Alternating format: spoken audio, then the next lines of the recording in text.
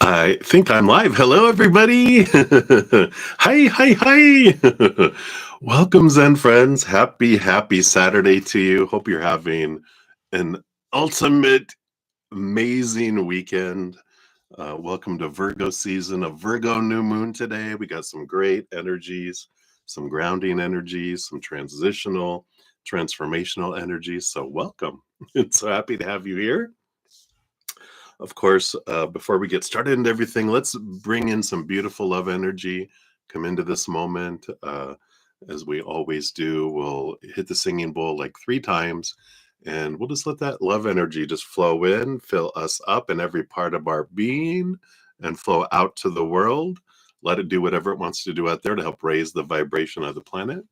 And as we're doing this, we can also focus on at least one thing that we're grateful for in this moment, right here, right now. And as we focus on what we're grateful for, that immediately starts raising our love vibration, but it also draws in messages from spirit. It puts us in this energy of receiving, especially the things that we're grateful for. So we can, do that. We'll start off, though, here. Let me tuck my shirt in here. And we'll start by taking a big, deep breath and coming back to right here, right now, out of the future, out of the past, into this moment, and then we'll begin. So if you want to join me, exhale when you feel comfortable. Don't hold on and pass out, but we'll take a big, deep breath here. So big, deep breath in. Here we go.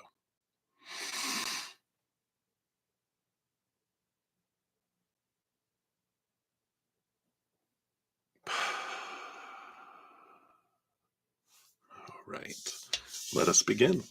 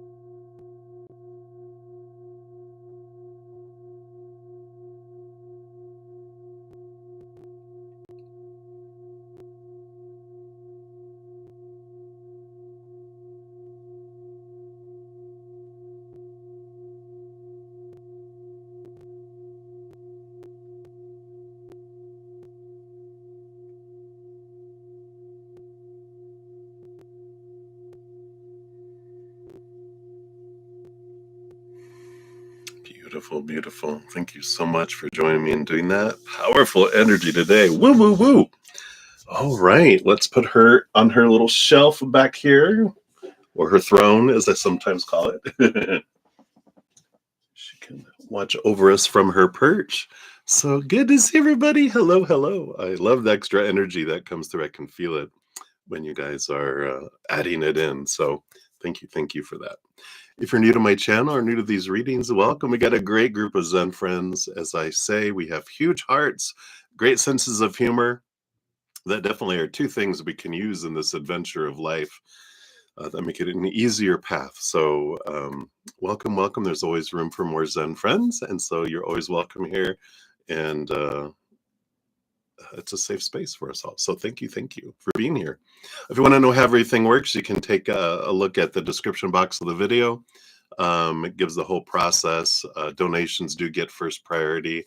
I honor that energy exchange and step out of the free readings and dive deeper. Free readings are generally 1 to 2 cards.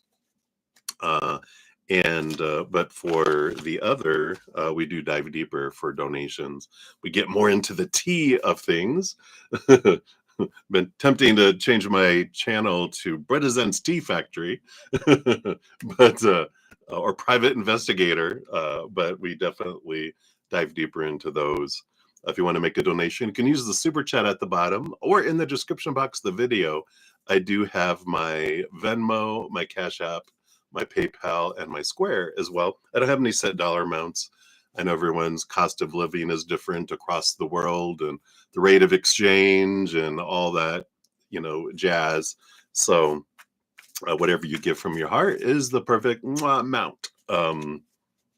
Once I finish with donations, I do go into brudda-zen's tea hour. I do go back to the free readings, and I'm on for 3 hours. Whatever I complete during that time, I always complete donations. I try to get to free readings. Some nights and some sessions I do, some I don't. But on Sundays, if you ever are trying to get a free reading and I don't get to you, throughout my sessions. I'm on Thursday through Saturday nights, 6 to 9 p.m. Mountain Time. And then on Saturday, of course, and Sunday afternoons from 11 a.m. To 2 p.m. Mountain Time. But on Sundays is special. Whatever I don't complete in the morning, including free readings, I come back in the afternoon after I eat and rest a little bit and finish everything. So you always will get a message from Spirit sometime during the weekend. For sure on Sundays, if I'm not able to get through. Some weekends I'm like last weekend, Thursday, Friday, Saturday night, got through everything. Saturday, these sessions, I generally have a lot of donations, and so I don't normally get to a lot of free readings, but you never know. And then some weekends, I don't get through any free readings except for Sunday afternoon. So it really depends on what's going on.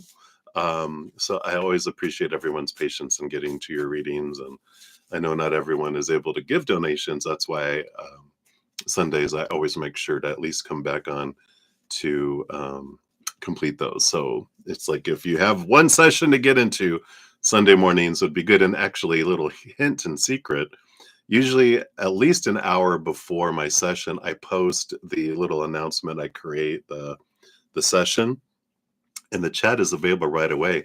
So if you're subscribing, because that's, you have to subscribe in order to chat here. If you have your settings for my channel sent to, subscribe and then click on that, it's all notifications. You should get a notification as soon as it comes out. And you can jump into the chat and put your question and then zip off and enjoy life. After each session, I do post a pinned comment listing the readings I completed with timestamps. So you can just click on that. It'll go right to your reading. I know. High tech. So that's the skinny on everything. I feel like that's everything I wanted to say. Besides, happy birthday to all you Virgo sun babies. We went into Virgo season yesterday. Today we do have a Virgo new moon going on. So there's some great new moon energy, planting new seeds around, especially around Virgo energy. And it's kind of the gateway into the eclipses that we have coming up. We got a nice Pisces Virgo eclipse season, which eclipses are times of huge change, of endings of things, beginning of new things. Let's see, we have the Pisces lunar eclipse hits first on September 7th, which is 2 weeks from tomorrow, right? Right. Yep. Right. Yeah. I was thinking, wait, we have one more weekend in August. I can't believe we're almost at the end of August already. And then 2 weeks after that, we do have a second Virgo new moon with the Virgo solar eclipse that happens. So we actually have 2 moons in Virgo. So a lot of this energy around these planets If you didn't know, the eclipse season usually has, Virgo's on this side. It's the sixth house, and on the other side of the birth charts or the astrological charts is Pisces. So it's the opposites. So it pulls back and forth between Virgo grounding earth energy and Pisces watery, dreamy energy. So there is a little bit of this bringing our dream world into practicality during this time too. So I love it. Virgo season, yay! I love it. Hey, Deb Deb. Hey, everybody. And I know sometimes people's names, YouTube has returned to using our @ signs in the chat. So I'm like, I can recognize some people's names, but some of them might be so different that they're not here, So, I don't see the regular names. So, apologies for the change. You know, YouTube decided to do that because they're unique to each individual us. Otherwise, everyone could put your name is brudda-zen. We'd all just be brudda-zen or whatever. But they've changed it to the @ sign so no one can pretend to be anyone else. It's very specific and unique, like all of us. So I know, right? Those are your nodes, Deb Deb. Oh my gosh. Boom, boom, boom. Here we go. You got some Shane shaking on, right? All right, well, let's get my little list here of donations. I'll let everyone know where we're at. Okay, we don't have anything in my email yet. So we'll start off with Johanna. Jojo, you'll be up first. And then we have Aries Rising ×2. Whoops. Let me grab these here. And then we'll circle back to Johanna for number 2. And then we have Sudeshna ×3. Let me grab your screen name here, put on my little list since I don't have to refigure things out over and over again. We'll just do it once here. All right. Yikes. Oh, it's all good. You know how we are. Aquarius suns, we're all ready for change. We're like, yes, I'm ready to evolve and switcheroo things around, right? So, we are going to use this. I used this last night. It's the the Wild Unknown Tarot by Kim Krause, Kranz, probably Kranz. So that's what we'll be using today. And if you make a donation, one per session. So if you make multiple donations, you still get just one fortune cookie. We are continuing with the Rooted Woman Oracle. We still have about 25, 26 cards left. Still about half the deck. So once those get up, we'll move on to another Oracle deck. But for probably this session, we're going to stick with the Rooted Woman. I really like these. All right. So that is where we're at. Let's get the party started. Cheers, everybody. Take a sip of coffee. Do boom boom. All right. So, Johanna, let's get you your timestamp, your first one here. Of course, we'll circle back around for number 2 here in a moment. So thank you for that. Hello. Welcome. Good evening to you. I like the trees, the forest here, your little sticker. And thank you again, of course, for the donation. So you met O at a birthday party yesterday. Was that a fated thing? All right, we'll take a look here. We'll find out why, because the thing in our life, and I get what you're saying, because it was it fated. Like, is it a regardless of your path choices, you were going to meet them? Or is it a result of the choices you've made that this is an experience, right? Because we have, these they're not really straight lines across our path either. They're usually a squiggly line because depending on our energy, if it's someone we're fated to meet, we will meet them at different times depending on our choices. Earlier or later, it's usually a range, right? When it's a fated pre-agreement. We have very little of those in our lifetime, which is a surprise at first. But when we realize this lifetime is such an adventure of depending on what you choose, where we end up, we like that adventure. We had a lot of fated stuff in our first iteration of humanity because we wanted to experience certain things and we're used to things being structured a little bit, and having a knowledge and all knowingness of things coming down fully connected with our higher self. It's like we knew every path, what it would bring, and we could see the giant map and we go, okay, I'm going to go this way. We had the full from our ending to our from our beginning to our ending in our first iteration. Second iteration, it got a little more half a map. It's like you tore half the map out. And then with humanity now, we were like, let's go all in. And we're like, what map? We don't have any knowledge of it. We can just see what the next steps are. But the more we connect with our higher self, we can that's why when we connect with spirit, we can get a little like, if I stay on my current, where's this ending up? They'll reveal certain things for us, right? So anyway, that was a great explanation. Thank you, Spirit. I always learn so much during these sessions. I'm like, wow, that makes sense. All right. So for you, let's find out, was this a fated thing or a power of choice thing? We'll find that out first. And then what was this to bring for you? Or what does this bring for you? Or based on current energies, what does the future hold for this? There's a countdown of 3, 2, 1 energy, and then some underlying energy too. All right. So let me just go down here. Good evening. So we do have the Son of Swords. So the Son of Swords, the Knight of Swords, is an energy that tells me this isn't a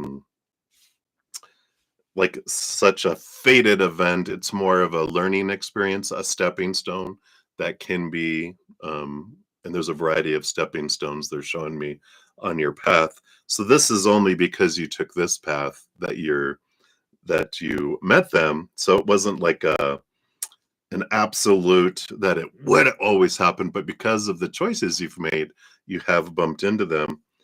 They're part of temperance. It's part of the unfolding of things for you, which is alchemy. They're part of the magic that helps move things. They will help color your ultimate result. They're showing me like, have you ever done tie-dyeing?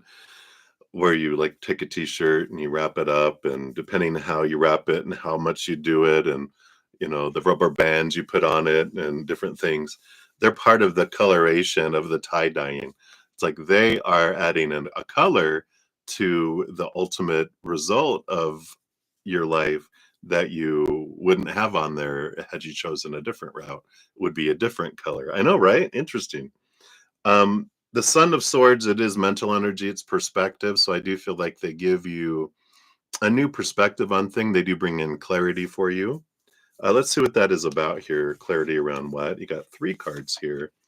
You got the 6 of Pentacles, about the giving and receiving, your ratio of giving and receiving. You have the Ace of Wands, a little bit of a spark in your life. And along with the Son of Wands, the Knight of Wands, they're definitely helping you here with, both of the powerful Wands energies here, finding your passion, fine-tuning your, what is my power, and a little bit of an energy around, what is this energy? I'm just sitting in it for a sec. Because it's like I don't need to invest energy in people and situations and in body and in attraction to make myself feel worthy. So there is that energy here of I'm enough just being me. I deserve to receive even without this overgiving or this, you know, make sure that they're getting what they need. It's like, no, this is about giving from my heart, not trying to meet someone's needs so that I can receive mine. That's what we're kind of taught when we're younger, right? Through praise and punishment from adults, right? If you do what I want, then you get the reward. If you don't do what I want to do, you get punished. So it's breaking free of that cycle that's within us, which we all get to experience, trying to break that through our lives. But the more we turn inward and upward, of course, is how we find that. Let's see what's below the surface here with these two. Yeah, the Father of Wands, the King of Wands, and the Magician. Oh my God. All of this energy of stepping into your power. Holy cow. I mean, really, Ace of Wands is like the Magician. You got both of those. But the King of Wands is like the Magician, and the Son of Wands is the quest for your power. So much of this, they're really teaching you about how to stand true to yourself. And I feel like they're a bit that way themselves. So they're a great mirror of doing this. They're reminding me of my second, third ex. It was my third time's a charm. And charming of the snakes that are here. But it's like I used to move in very quickly with people so I could keep an eye on them because I had mistrust of men. Go figure. Wonder why. But they would like, no, you're not going to move in right away. We got to at least date a year. They had this fixed, so they helped break my cycle because of their resistance and their strength there. So I learned that, through them there, and to learn to trust. And also I went to counseling because they told me, if you don't go do something with your mistrust issues, this isn't going to work. So you got to do that or we're done. And I was like, whoa, but that was great. That's what I needed. I needed a threat to go and do it. And I'm so glad I did. I learned so much. And then I left them. No, well, eventually I did. But I learned a lot about myself. Yeah, this is unhealthy. That's funny. Anyway, all of that to say they're going to empower you by reflecting back some power to you. So I like that. What else? You got the Emperor. Oh my gosh. So King of Wands and Emperor energy, and around relationships, especially with the Two of Cups and your power of emotional choice. But the Emperor and King of Wands is about deciding, what is it that I want, right? And clearing the throne room of all the chatter, all the people voicing their opinions on what you should be doing with your kingdom. And right, wait a minute, I'm the king and kingdom. So boom, boom. And you're, oh, that's funny. And you're the dumb in kingdom. No, not really. That's funny. You tell other people your opinions are dumb because they're not my opinion. So everyone clear.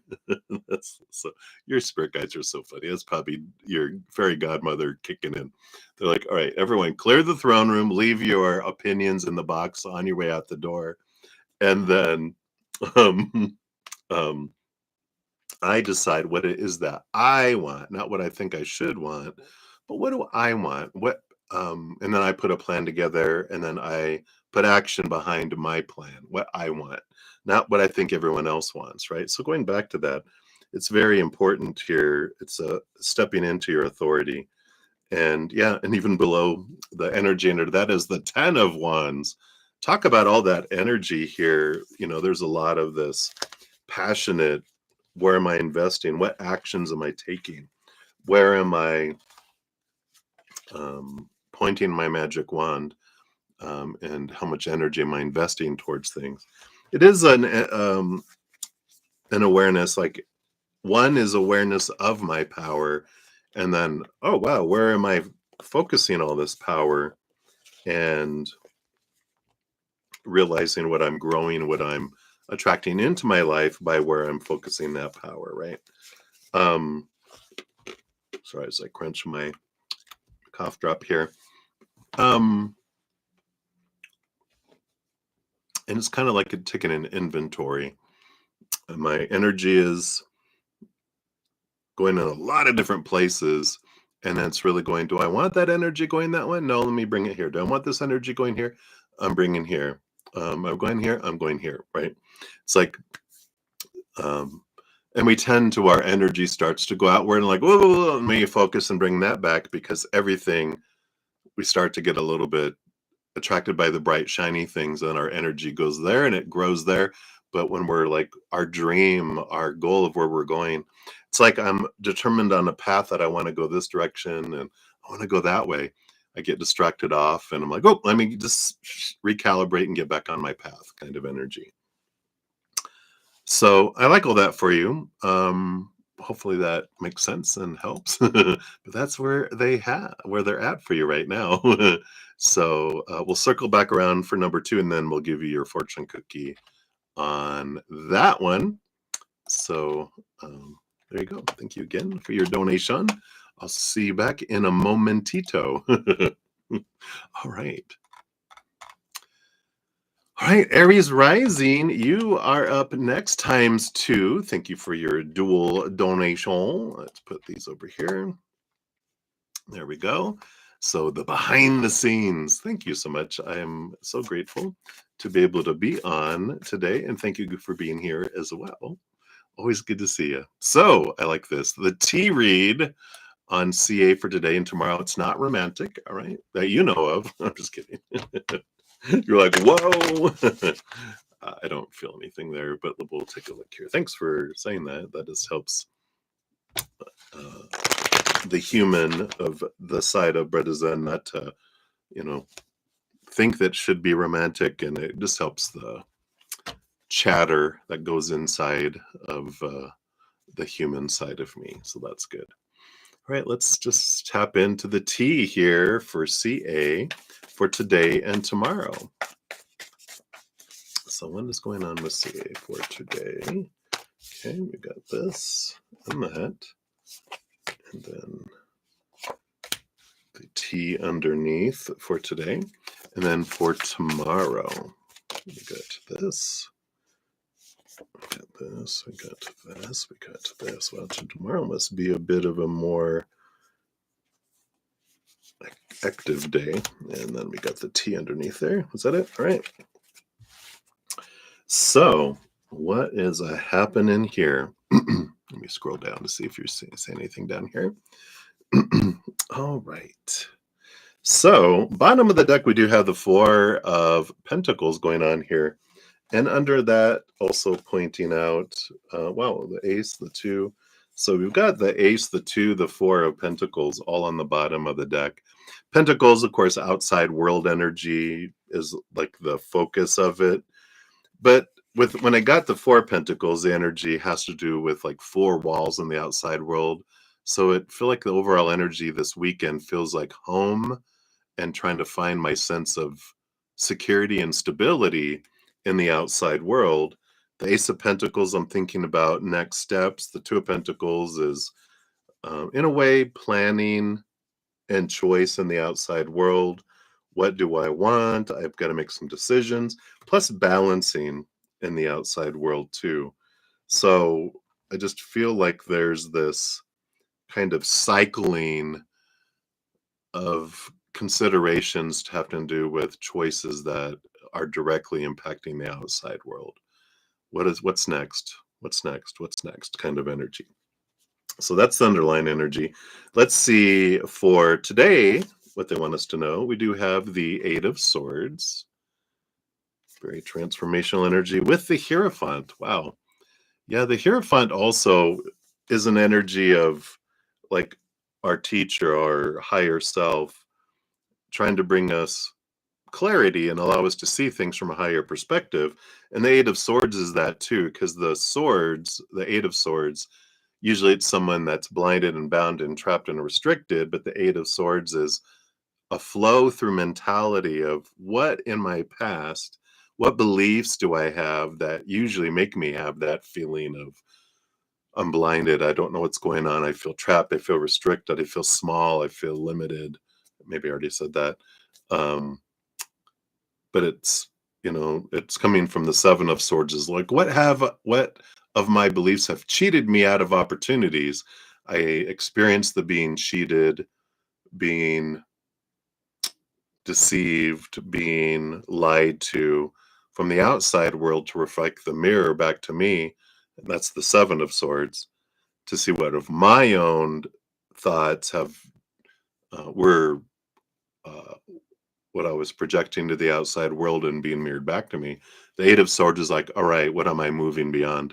How am I moving behind these things that come in here, right?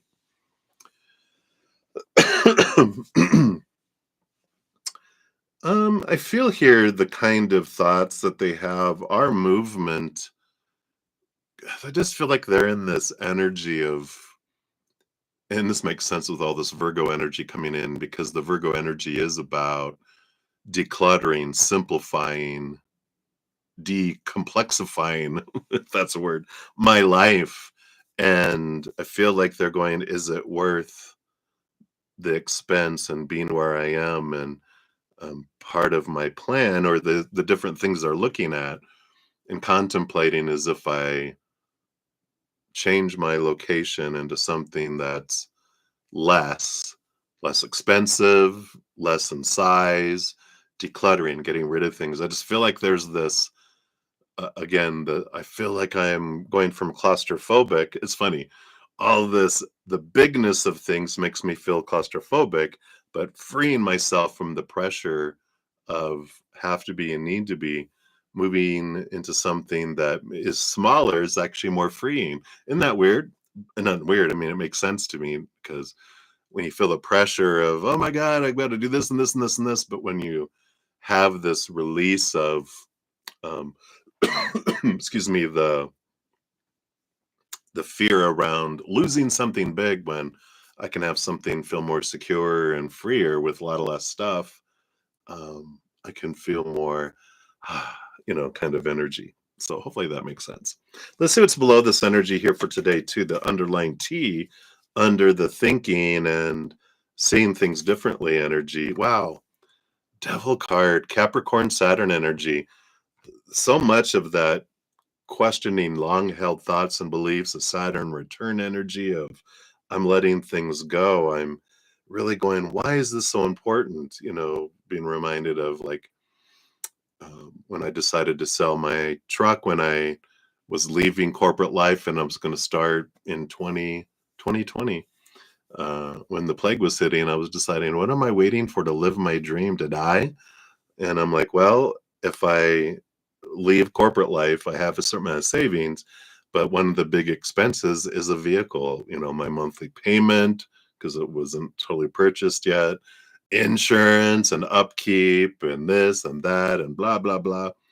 Um, the decision to, you know what, I had a belief that people without vehicles are losers. It's what I heard from people, what we heard from all sorts of stuff, right? Oh, like, oh, someone who doesn't have a vehicle, oh my God, that's not someone for us. And so we had overcome that old thought and belief that had been created through life somehow, some way. And I'm like, there's a lot of people that live in places, big cities like New York, that people are like, oh my God, no car. We're going to take the public transportation. Chicago has a great public transportation system. Um, and the place I was moving to at the time was going to be a really small town where I could walk to the grocery store. Or my host, they had a vehicle, and they said, "Yeah, you don't need a car. If you need to go anywhere, you can use my car, or I'll take you." So it's like this release of some long-held beliefs that are simplifying things for them here. Yeah, and the Mother of Pentacles, the Queen of Pentacles coming in here too, which is an energy of Mother Nature, Mother Nurture, kind of Empress energy of what do I want to create? What is my true path? What is it I truly want? So, really big reflection day of what I want to, what's really truly important for me to keep, and what's going here. It's like if you, I don't know why they're showing this in my head. I don't think they want to move to Hawaii, but they're reminding me, because my dad lives in Hawaii, and they've sometimes have said, hey, if you ever need somewhere to live, you can come live with us. And I know some of you guys are like, oh my God, why haven't you done that? I'm more of a mountain person than a tropical person. Heat and humidity, I had enough when I lived in Texas. And no, it's like 75 degrees. It's humid there. And, there's just, I'm like, well, you never know. But I had thought, well, if I move, I would have to, like, yeah, I wouldn't. It's so expensive to have all this stuff shipped there, right? So I would get rid of all this stuff. This is that kind of energy I'm feeling, and what they're showing me is what absolutely is important enough for me to take with me. The rest of it needs to go. And that's the kind of energy I feel like they're in. And they are decluttering their life. But home is the focus right now, even though they're decluttering their mind, obviously, with this Eight of Swords and the Devil card. And they'll be decluttering and have been decluttering emotions and relationships, and job. And I mean, so I just feel like they're in that questioning, how do I make my life easier and simpler? Because I'm tired. That's what I feel. That's today. Let's see what tomorrow brings. The big energy of tomorrow. Oh my gosh, yeah, Ace of Swords. So more seeking clarity, seeing things from a higher perspective. So the mind work continues tomorrow. Let's see what else is in here. Yeah, it's all about death and rebirth. They're definitely in this restructuring, altering. More, it's like I'm altering my identity, but it's not that I think something's wrong with me. I'm burning away that which is not me anymore. That wasn't me from the beginning, but we're realizing all the stuff I took on isn't mine. And that's what they're releasing a lot of this energy. Seven of Pentacles, something that they've been working on. They are patiently doing it here. Seven of Pentacles, like watching the grass grow. Last thing that grows on the fruit tree is the fruit. I love it. And then the Empress.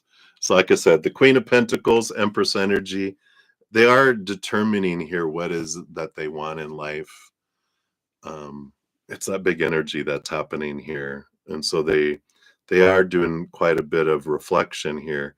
The Son of Pentacles, of what I was going to say, there's a second portion of is realizing some of the fruit that I get. I'm like, is this really what I want in my life? Right? It's like I had all this, put all this energy into this orchard of trees. Now that I have the fruit, I'm like, really, kiwis? I don't know if kiwis grow on trees. Maybe it's bushes, but or in the ground. I have no idea. But let's say it's a kiwi, and it's like, meh, I don't really, desire kiwi. Maybe I want to do avocado instead. Excuse me. So, because I like guacamole, I want something that I want. What is it that I want to grow? You find that you were growing things for other people because everyone said, "Oh, kumquats are the thing." Okay, well, that's what I'm going to grow then. Everyone seems to want them, so you're like, "Well, here, everybody, you have that." But for me, I'm selling that orchard, and I'm going to plant other things that are more in alignment with what I want. And this is that energy that's coming in here. The T below all of this, we do have the Daughter of Pentacles. Wow. Page of Pentacles, all that Pentacles energy we had in the beginning. What's the heightened? What is going to bring me fulfillment that hasn't been? And the Seven of Wands. Yeah, and energy here, quite a bit of shine bright, um, choosing what I want, right? Again, it's that energy of being true to my authentic self, not dimming my light for anyone, not asking permission from anyone. Um, and so it's a boldness. It's walking up on top of the hill and shining bright, feeling I don't have to defend what I want in life. So very much this transformative thinking energy, super sorting. Maybe they're getting into the closets in the shed or whatever, where there's a bunch of stuff and just, I'm giving it away. I'm giving it away. I'm giving it away. I'm sorting through my clothes. I'm in this spring cleaning mode in, the end of summer, the beginning of, you know, autumn, fall is coming up, right?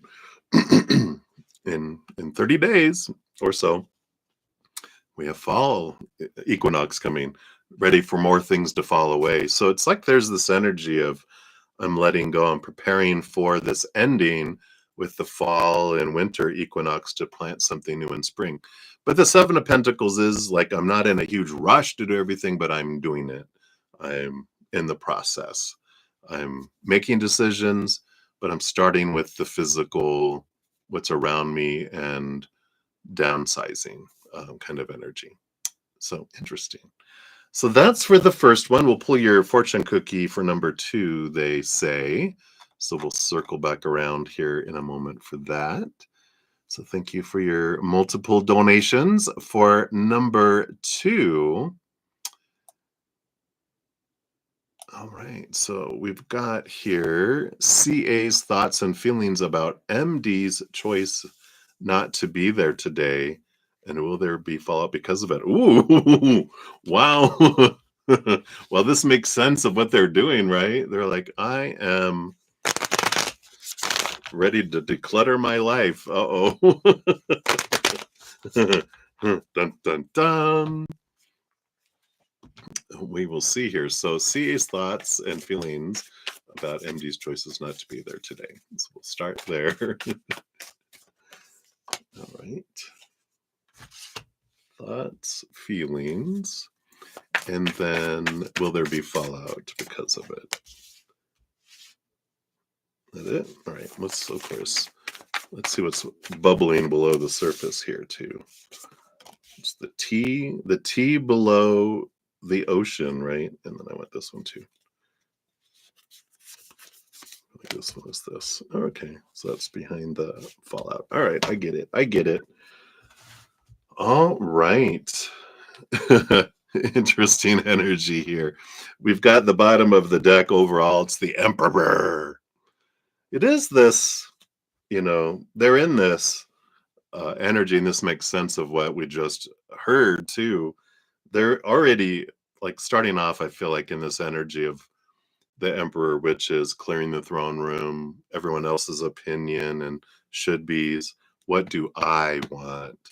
Putting a plan together and taking action behind it. So I feel like there's already this, they've been in this energy of I want to take control of my life instead of living the life everyone else wants for me kind of energy, right? So the Emperor energy is flowing below all of this that's going on. And I feel like it's been that way for a while. But their thoughts, thoughts first, right? The World card. It's a victory energy, but it's also the last card of the major arcana, which is the ending of a cycle, the beginning of a new adventure.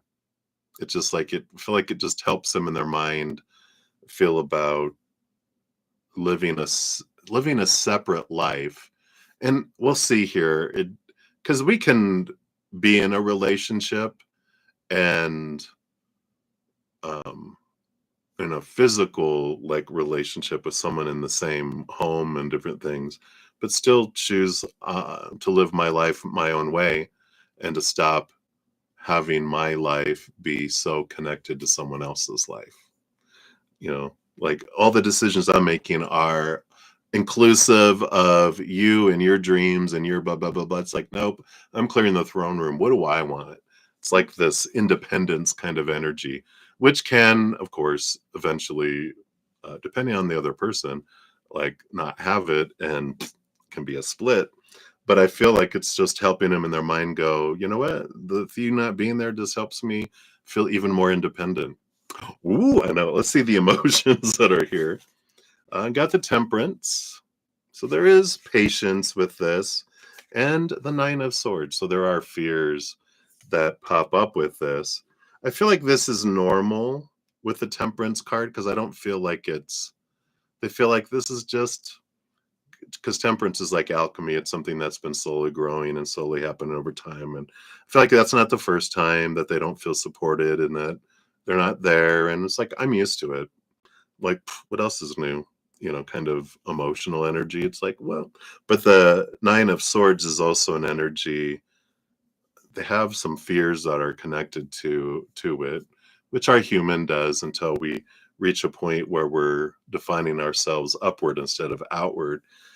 They have fears of what if I fail, then I'm the only one to blame, or if with me being somewhere by myself, what will people think? There are those fears that are there, but they're also realizing this emotional, again, this mind and emotional energy is, um, it's okay. People will get used to seeing me by myself in things because I'm not going to let the fear of someone not being with me on in life, in partnership, in events, whatever. I'm not going to let that hold me back. And so there's this energy of almost like I'm okay with this because, it's teaching me strength, but also it's teaching me um I can get along without someone. Uh-oh. Let's see what the underlying energy is around this too. Yeah, the Nine of Pentacles. Oh my gosh. The Nine of Pentacles is the card of independence. Well, so perfect what we were talking about here. So it's like this is teaching me and reinforcing my independence that I can do things individually and by myself, and I'm okay. The more I experience it, the more I realize it's okay. It's like the first time you ever go to a restaurant to eat by yourself, you're like, "Oh, what are people going to think that I'm such a loser? I'm eating by myself. I don't have friends or a partner or anything." They're like, "Oh, the poor little person eating by themselves."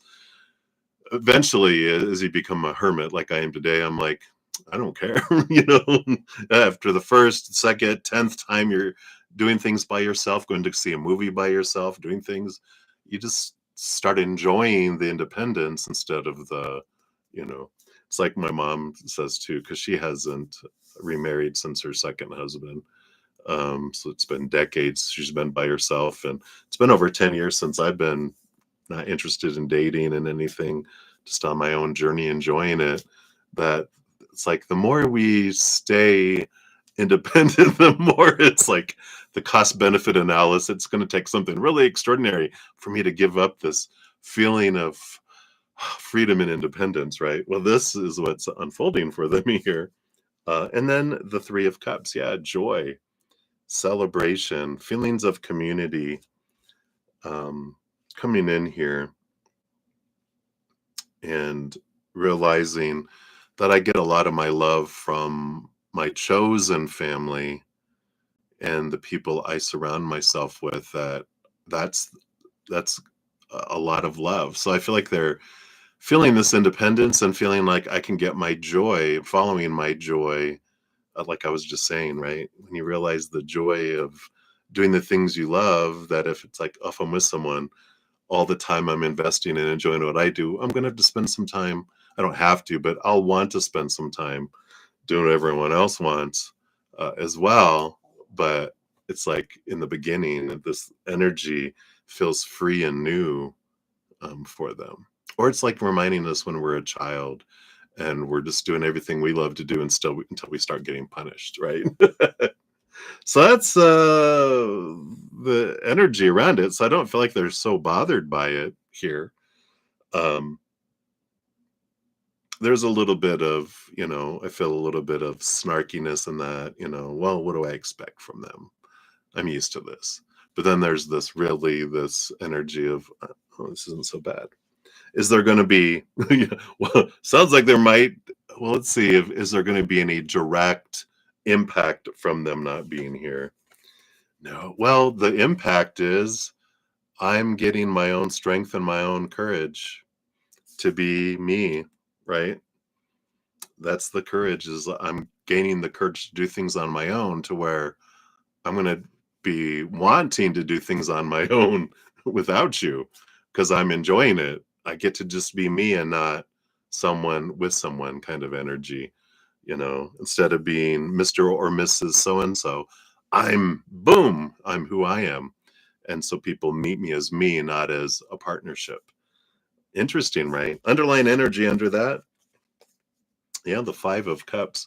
Transformation of this feeling low to, again, a change of emotion from lower vibration to higher vibration. It's like it's like showing these five cups. It moves, from one to the next. It's like moving the bar on my emotions because I'm feeling less and less fearful, and my energy's choosing. I mean, not choosing, but what is choosing?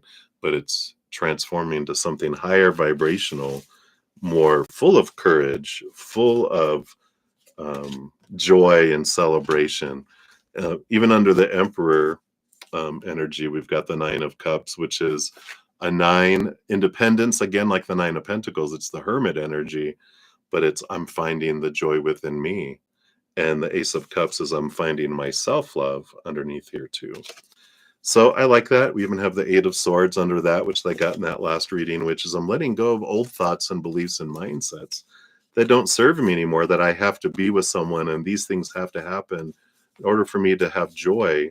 I'm discovering more and more about the old beliefs I had that don't fit anymore. So there is this independence kind of energy that's slipping in here. Let's see what the fortune cookie brings in just around their energy, since we were talking about CA a lot. What else can we know about this? The path maker and guide. Wow. What an energy. Ellen, E-L-E-N, Ellen. It's probably some sort of Irish pronunciation, which I'm probably murdering. My apologies. So it says, in an old Welsh story called The Dream of Maxen Ledig, Ellen, an otherworldly princess of Britain, appears to the Roman Emperor Maxen in an what they call an aisling, which is a dream vision. She acts as a guide, captivating him with a vision of a beautiful land across the waters and a beautiful woman there with whom he instantly falls in love. And so Elin reels Maxen in along the thread of her dream path, bringing him to her so that he can marry her and serve the land alongside her as its king. The story tells us that it was Ellen or Elin who built the so-called Roman roads, which joined up for the first time the various remote regions of the land. The story firmly states that the men of Britain would have allowed the roads to be built for no one but her, but she was native to the land's representative.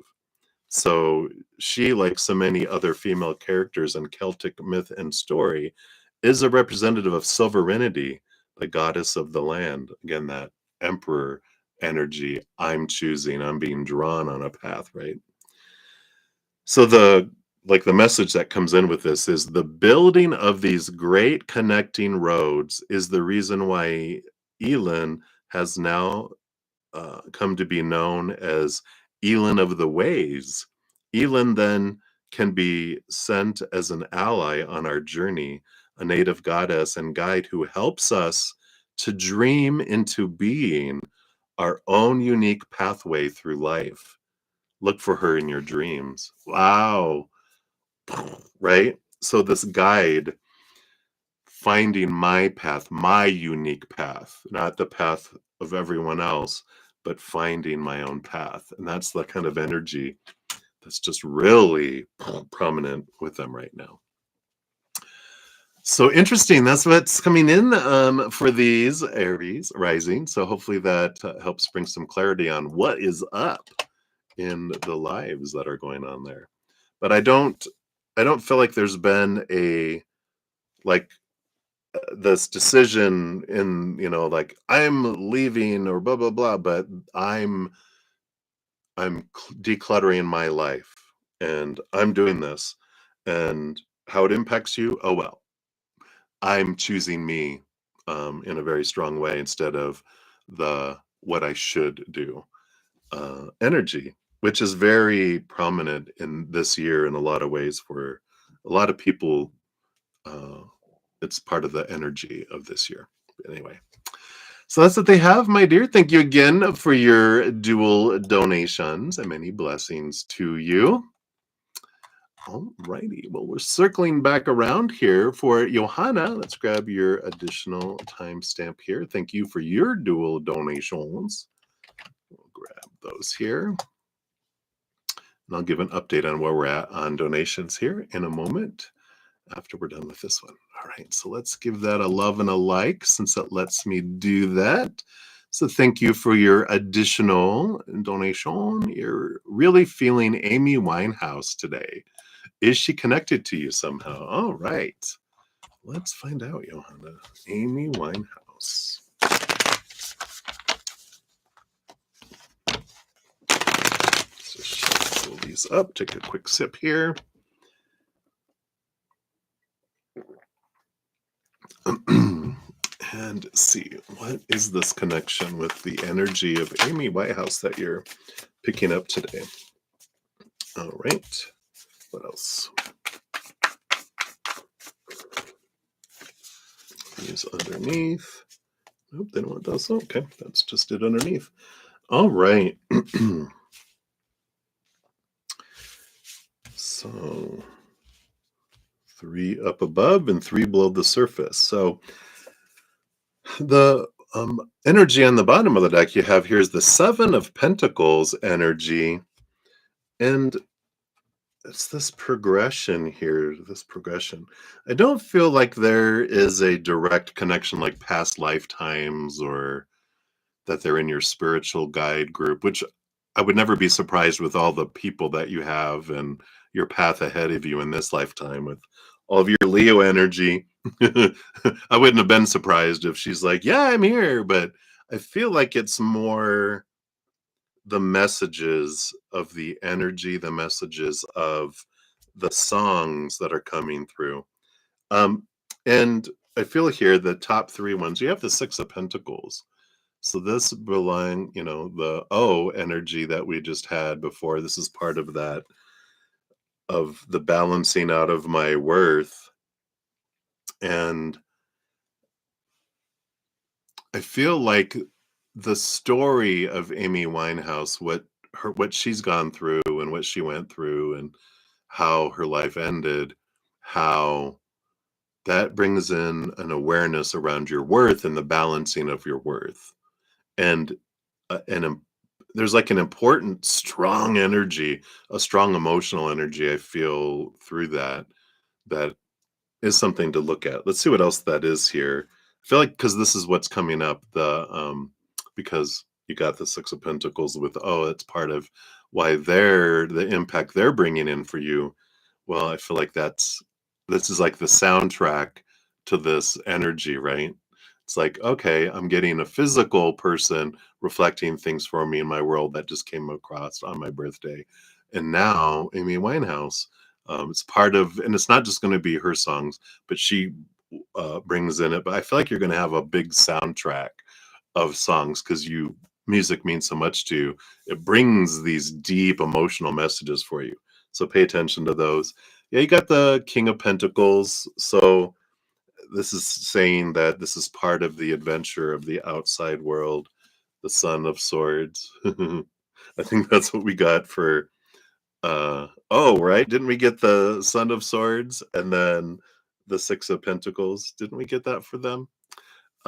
Which what I love is that we've had a few readings in between. Cards have been shuffled and mixed up, so with these coming out again, it's more, if I had just done it's like, well, did I shuffle the cards enough? Well, here they are, right? So it is part of that. So on the surface, we've got this going on. And then let's look at these under the surface. This is probably emotional energy of a soundtrack, emotional soundtrack, because I feel like that's what's coming through with that. Well, you do have the Hierophant, which is the bright, here's the lightning bolt in this one, which brings enlightenment. So it is your higher self showing you things from a higher perspective. We have the 5 of Pentacles, but maybe it's all Pentacles energy. Here's the 3 of Cups. And the singing birds, you got your bird singing. So here is the 3 of Cups of energy, of emotional energy coming in to sing your song, to let your song be a song of joy. I love it. Instead of whining, Winehouse, Amy Winehouse. Yeah, the 3 of birds, the 3 of cups. But I like it. They're like, let your vocal expression, let the soundtrack be one of joy and transformation. But I feel like there are 3 cups that come in. It's like the Scrooge, how they're visited by the spirit of Christmas past, Christmas present, and Christmas future. This is songs of sorrow, songs of being in the now, and songs of high vibration joy. And I feel like you're going to have like the visit of three artists that come in, musical artist for that. But it is the Five of Pentacles. Here's that low energy, the going from feeling lacking to the transformation of feeling more. And you got all this pentacle energy that is coming in, because you got the Six of Pentacles, the Five of Pentacles, well, the Five, the Six, the Seven of Pentacles, and the King of Pentacles energy. But there is a lot of clarity. It's to bring those things forward, and of course your Leo energy making itself known through the Sun card here first, right? Oh, Nirvana was first, and then Amy Winehouse, and then so I feel like there'll be a third one that comes in too. But each one brings in a different energy for you. And I feel like that side of it is like I said, the emotional soundtrack. So let's see what your fortune cookie says too. I feel like there'll be more here since we didn't do it in the first one. I know, exciting. I love how music is such an important part. I mean, it influences us all, but there are individuals who music has been such a part of their adventures as humanity. The vibration is so important. Yep, you got the soul skin. You got Selkie, the mermaid. Card number 4 of circles. There's a little fishy in there. Let's see what this is here. So the Selkie's story, well, maybe it's not a mermaid.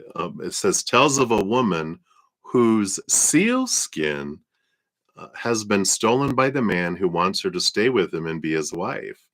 Because of that theft, she's forced to remain in the human form, which Selkies are usually able to adopt just once a month at the time of the full moon. As a result, the seal woman is quite literally taken out of her briny element and trapped on the land where she cannot find a way to fully belong. She loses her place in the world and consequently loses her story, her sense of who she really is, her authentic self. The Selkie then represents yearning for a part of ourselves that we feel we've lost, or maybe a part that we feel we might once have had but never really understood. So many of us lose our skins, and we lose them young. The consequences of the loss of this disconnectedness, the separation from our true nature and what nourishes and powers us, often becomes apparent only after many years. So this card encourages you to remember your lost skin, your unique sense of self, your unique creative power as a woman.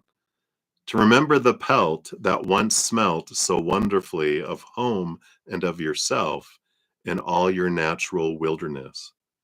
How can you begin to grow a new skin, a skin that represents the heart of who you are now and allows you to accept and fully embody the wild woman, capital W, wild, capital W to woman within?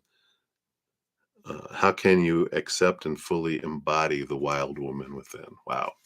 Interesting, right? So the journey of remembering your true authentic self. I like that. So that's not a fish. Maybe that's a seal. Because it's the seal skin. So very interesting. So I love that for you. And that is what they got.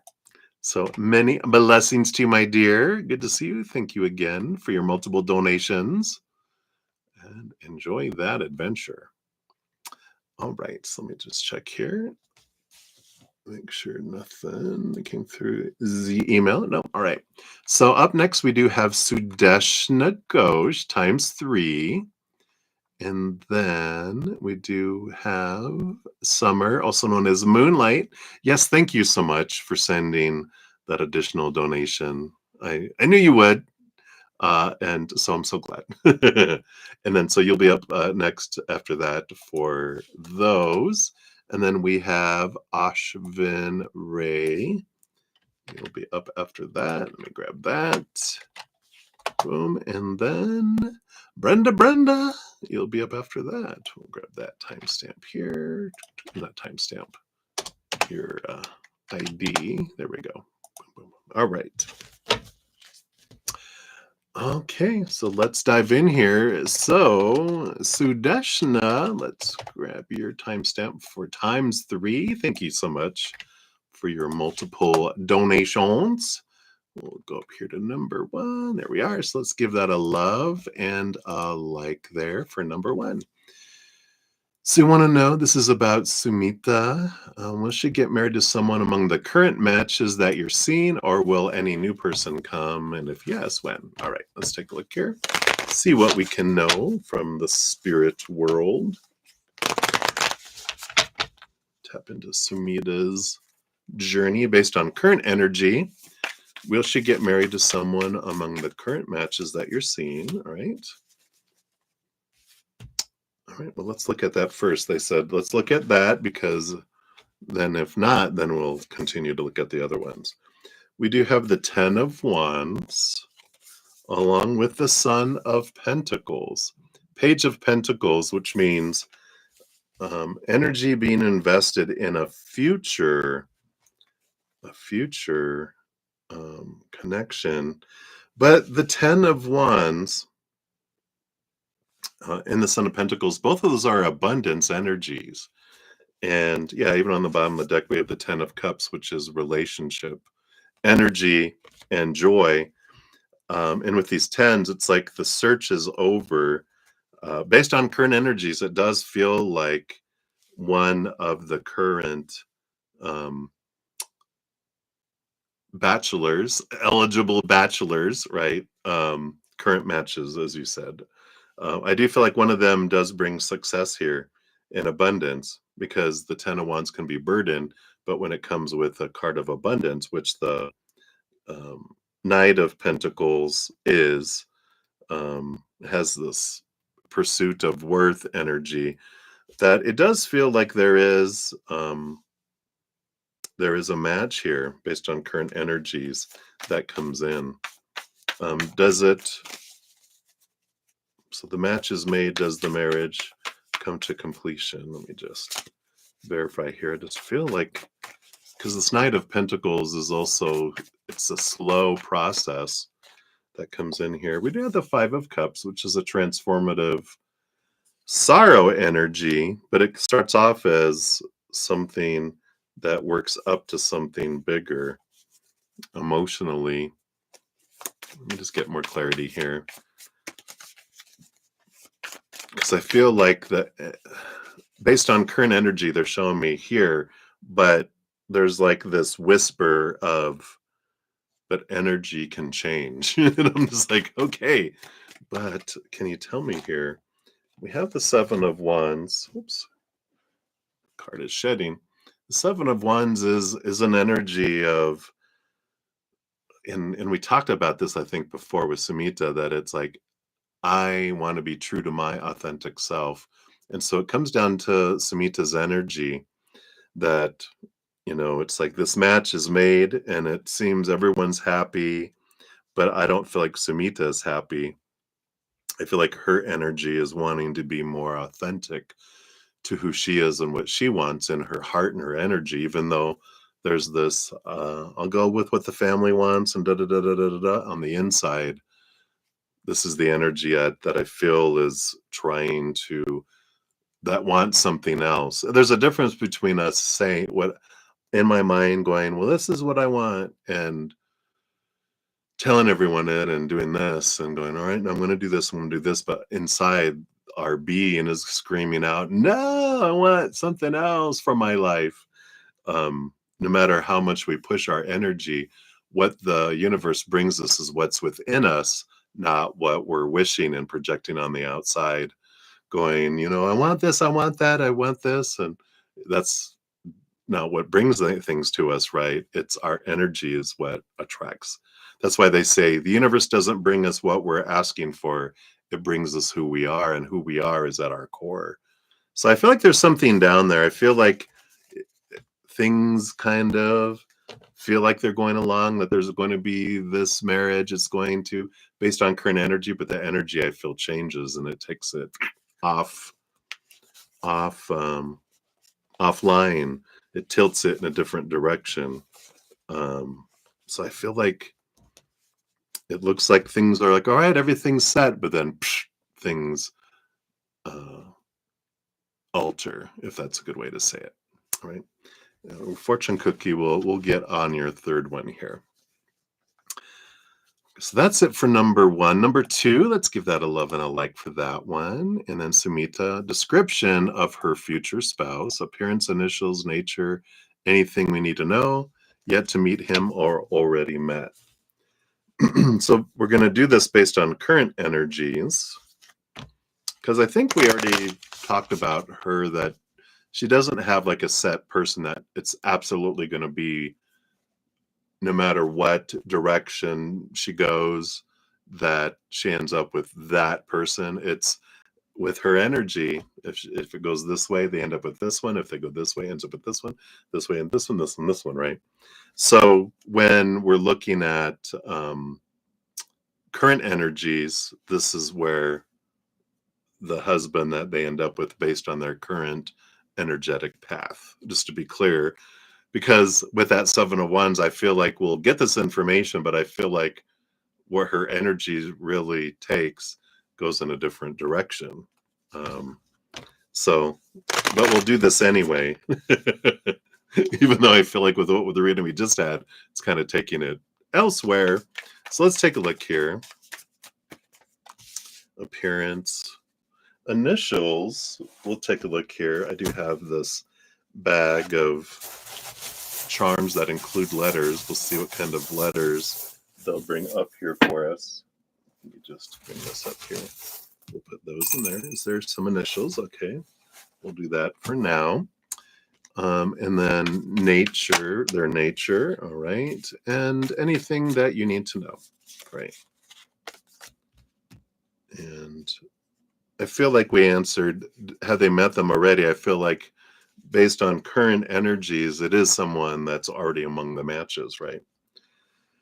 So, what does their appearance look like? We have the Ace of Cups. It's emotional energy with Cups energy. It's water energy. Someone who's self-loving. So it's someone who really cares for themselves. So they're going to be well put together. You know, I just feel like they take great self-care. So their appearance is going to reflect this emotional, kind eyes, but very, very much they care for themselves. Maybe even, you know, they have their pedicures done, you know, not that they're fancy and foofy or anything like that, but they do take care of things. So that kind of gives you that energy. The initials, all the ones that came out, there's a J, an I, a Y, a D, and a Q. And the Y here, there's also, in addition to the little button Y, there's actually a big Y. So Y stands out here twice. There's a unicorn, there's Gemini, and a bone um, energy here too, which a unicorn is someone very unique, Gemini energy. You know, I feel like they might come across as not a split personality, but two sides of their personality that are distinct with that too. And the bone is they can be very focused, like a dog. When a dog has a bone, when they want something, they go after it, and they're very determined when they do. Because when if you ever try to take a bone away from a determined dog, they're going to growl at you. But while their tail's wagging, you know, I want this. I like that. One of the pieces of their nature is temperance. We like that energy. Temperance is patient. They're willing to wait for things they really want as well. So I like that. All right. And then what else do you guys need to know? We have the Five of Pentacles energy along with the Emperor energy here and the Eight of Wands energy. Yeah. So there is, with the Five of Pentacles, they do have this within them, the fear of abandonment, being left behind, being left on the cold, not being enough, not having enough. So they've got those insecurities like we all do as we're growing up, right? But I feel like they have had a bit of a transformation because of this Ace of Cups. I feel like they've got a great amount of self-love. And so they have done this transformation of seeking external things around their worth. So I feel like they have a good solid foundation. The Emperor card is they know what they want. But they are in the process of figuring out, what is it that I want? What is it that everyone else wants? And so I feel like they've been on this journey of deciding what I want. But they're kind of, and this is where I feel that Gemini split personality is one part of them is all about, I know what I want and I'm putting a plan together. I'm doing this. But also part of me is people pleasing my family and other people. I'm doing what's necessary to keep people happy, but majority of my energy, let's say 25% is focused on that. 75% is focused on what I want in life. And the Eight of Wands does show that they put fire, they've got the fire behind them to make things happen and to have things, go forward in their lives. So I do feel like that's there. But possibly with the energy change that comes up, I feel like that's not who they're ultimately going to end up with. I feel like that's the path heading for them. But then there is a detour that comes up with a change of energy is what they're whispering to me. So hopefully that makes sense. Right, so that's for number 2. And then for number 3, there it is. So let's give that a love and a like here. And this one will go to your fortune cookie. So for you, what's coming in the next week for you? Love, career, and health. All right, let's take a look here. So love, career, and health. I feel like you've got a couple things regarding health here. Of course, with health, we'll put it out there. Of course, I'm not a licensed medical professional. See the disclaimer in the description box of the video. Tarot is for fun and entertainment purposes. And of course, when making decisions in your life, also always seek professional assistance. And I take no liability for anyone else's decisions. Cheers.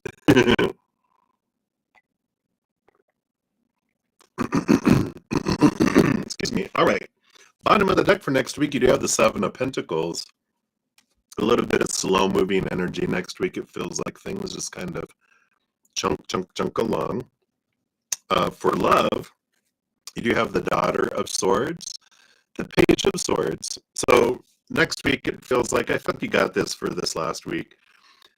Your last reading you asked for, because it's like there is this, it's all about the mindset, seeing things from a higher perspective, gaining a lot of clarity around love. Like, what do I want from love? And what are my expectations around love that I can let go of? Because the more expectations I have, the more of my life that's sucked out of me and out of relationships and things. And so it's really realizing and questioning, who do I think someone is supposed to be, what they're supposed to bring into the relationship, how a relationship is supposed to start, how it's supposed to progress, how it's supposed to end up, all those expectations, the supposed to. And who am I supposed to be in the relationship? What is the relationship supposed to bring me? And questioning, what do I feel? Maybe even like, what do I fear? If I never have a loving relationship, what does that mean about me in my life? And it's like, what does that mean? Well, I have all these stories of what it's supposed to mean because of opinion, but is it true? And question that. And I feel like this is a week of understanding and gaining clarity around love for your life. Career, yeah, career's next. You get the Five of Pentacles. There's a little bit of energy of lack, and this card we just had a minute ago, I think, which is something that we grow up with, which is a fear of not having enough, not being enough, of being let go, being abandoned, being fired, not being celebrated, being written up, being embarrassed in front of everyone that you're not doing your job, rah! Ooh, you get in trouble. It goes back to, what, elementary school and stuff. Ooh, seeing people get in trouble, or, people getting punished for not hitting certain grades or achieving certain things, whatever it is that we all grow up with it, going, ooh, I don't want that to be me, or oh my God, I don't want to go through that again. And so there is this, again, feels like a week of clarity, which this Virgo energy that we have coming in does have us look at our daily tasks, our work, our things that are coming in, and it has us look at this of, yeah, what am I worried about with this career, especially with the company that you're in. I feel like this Five of Pentacles is nudging you to go, is this really what you want? Is this really fulfilling you? What would make you feel like full, truly feel full, not trying to meet an expectation of the outside world and out of fearing that you won't do well, instead of living and enjoying what you're doing, and you're not worried about performance because you're loving what you're doing, kind of energy. So there's a little bit of shaking up both in love and career next week, of the mind especially. Health wise, yeah, you got the Ace of Wands. You do have a bit of more energy this week, health wise. Feels like if you've been feeling down or feeling lethargic, that there is a spark that comes in. Let's see what's below the surface. Yeah, 9, the Hermit card. Spending some important time with yourself. Less activity is encouraged here if you want this energy. It's going inward and upward, connecting, seeing things from that higher perspective. Does help us stress less about all this small stuff when we are able to kind of go sit on the moon with spirit and look back at the earth. Everything seems so small. So this is going inward and upward and connecting with spirit, helps with this energy. Yeah, and you have the Son of Swords. So you have the Page of Swords. Now you have the Knight of Swords. This quest of seeing things more clearly from a higher perspective allows you to relax more instead of feeling like rushed. And you have the Justice card. Again, an energy of balance that comes in here, which helps the balance of the mind helps get you energy back in your physical body, and helps your body work at its highest caliber. It allows it to recover. It allows it, because when we're stressed out and in fear, of course, our immune system shuts down, our digestive system shuts down. So when we're in this, alignment of peace and balance, then our body, our immune system's running great, our digestive system's running great. We just feel a lot of energy, like I said, overall. So I feel like that's what they want you to know for this week. Let's see what your fortune cookie brings in as well.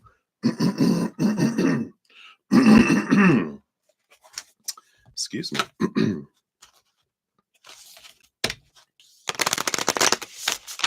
All right.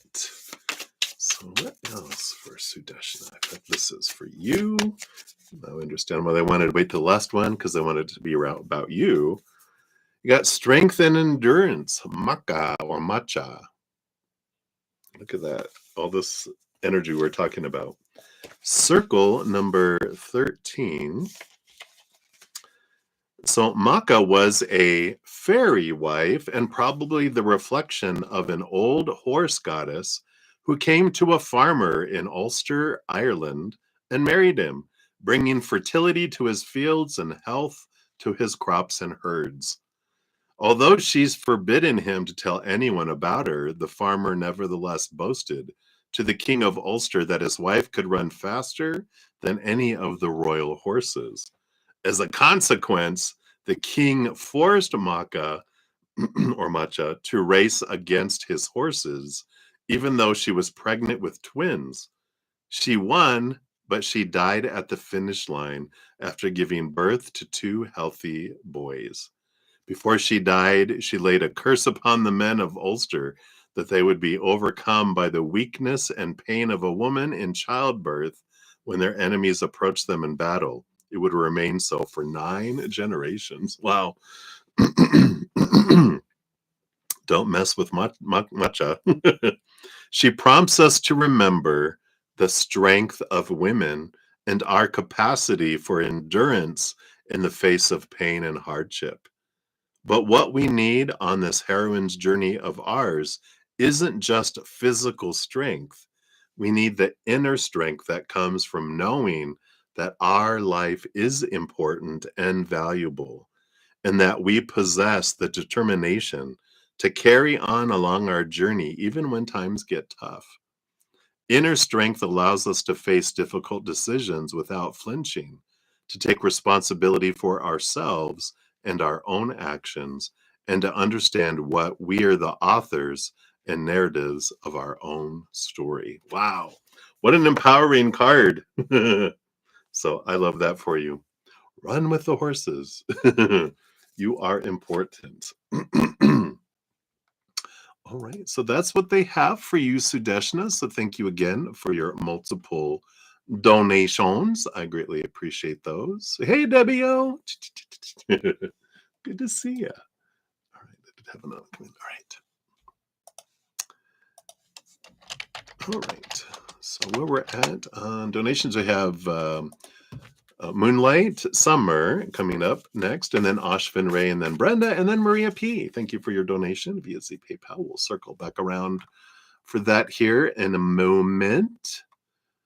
So, Moonlight, let's grab your timestamp here. So thank you for your donation from last night. And of course, this one here. Hey, you. I love it. So you're wondering, why does R send you messages? Why does he want contact? Back to cycles, or did he grow? I'm afraid not. Nothing to be afraid of. Because you have your boundaries up where you can say, no! Wow. That's a very strong no. We can say it gently. That can be what it sounds like on the inside, though. Wow. I love that no button. It kind of grows from no to no to no, no, no, and then no. Too funny. All right, let's take a look here. Why is R sending you messages? What's going on? What's the motivation here? Okay, I like this one. And below the surface, does he want contact? I feel like that'll come through. And did he grow is that one. All right, let's see what we got here. Dun, dun, dun. The devil card on the bottom of the deck, which of course is Saturn Capricorn, teaching moment. So, of course, below the surface and, behind the scenes, the reason why they're contacting you, not the human reason, but the big picture reason for your life is to show you more of what you can let go of. Any triggers that come up from it, like the fear of, oh no, I don't want to repeat a pattern. It's like, I get to choose if I repeat a pattern or not. Even if someone kidnaps me and tries to make me their partner for life, keep me chained in their house, in the inside, I still don't have to be anything I don't want to be. No one can make me do anything I don't want to do. They can hold a gun to my head and say, give me your wallet. I can say no. And then I'm gone and they take my wallet anyway. But I get to choose. Regardless, I get to choose. No one can ever make me do anything I don't want to do. There was a story about a family traveling across country, and they had 3 of their children in back. Parents were in front, and they had their youngest little 2-year-old son in the middle, picking on his brothers on either side, his siblings on either side, and he wouldn't stop. And he was causing a ruckus. So these were in the days where you could have a child sit in front without a car seat, just for the sake of the story. So they brought him to the front of the seat. um, so that he would stop, and he wouldn't sit down. They're like, "You need to sit down and buckle up so we can, go on." It's when they had the bucket seats where it was just one, not bucket seats, but one whole seat across it, the front seat. Back in the olden days, I know they had those. Yeah, they had those. Look in the old movies. But he wouldn't sit down, and finally they were like, "If you don't sit down, we're taking away all your toys for a month." That's all it took. He sat down, he buckled up, and he said, "I may be sitting down on the outside, but I'm standing up on the inside." So no one could ever tell us what you do. And even though we might do something on the outside, it doesn't mean that I'm doing it on the inside, right? So I like this power that this awareness is bringing you, that I never have to do anything I don't want to do. And there's nothing to be afraid of. But I feel like whatever triggers are coming up, it's awareness. That's why they're contacting you in the big scheme. Now, why does this human character why are they sending you messages? The reason behind what they're doing. They got the Three of Pentacles and the Daughter of Pentacles, the Page of Pentacles. So they have the Three of Pentacles does feel like this energy of the Empress and the Daughter of Pentacles coming in. Excuse me. And I do feel like I want a chance at creating something with you. And so it does feel like there is that, see what the chances are of birthing something new, something different with the Page of Pentacles, something higher vibrational with you, a different type of outcome, at least, is what they're wanting from this. Underlying energy, they do have the Daughter of Swords, Page of Swords. They believe, doesn't mean it's true, like you said, they believe that they are seeing things differently. Excuse me, they feel like I'm different. I can offer something new. I feel like we can have something different. Well, we'll find out here. Have they changed, right? Do they want contact? The Daughter of Swords, I feel like we did say that with these cards we would find out. And yeah, so it does seem like they do want contact here. But let's see, have they really changed? Have they really grown? Well, we got the World card, which is an ending of an old cycle, a beginning of a new adventure. Interesting. What else? We have the Six of Wands, which is a victory, and we have the transformative butterfly. So possibly, let's see what the last card is. Dun dun dun. We have it's the Seven of Cups. I had to do my math in my head. I was like, that's not the Eight of Cups. It looks like the Eight of Cups, but it's the Seven of Cups. There's still some emotional confusion here. Of course, they're not perfect by no means, but they have made some significant changes in their life that are coming in here. So I think you even asked, they've ended a cycle with that World card, and they did grow some, but I feel like with the Seven of Cups, there's still an obstacle there, because you see the flow of all the. If it was the six, you wouldn't see this, and there'd be this nice flow in the middle here, right? But there's an obstacle here. There's an obstacle in them in sharing emotion. So they've changed some other, like a big cycle, a big thing that was going on in their life. They have changed that, but I feel like if the big piece was they don't know how to share their emotions, that I still feel like there's a block for. So um, you can take that as you want with that.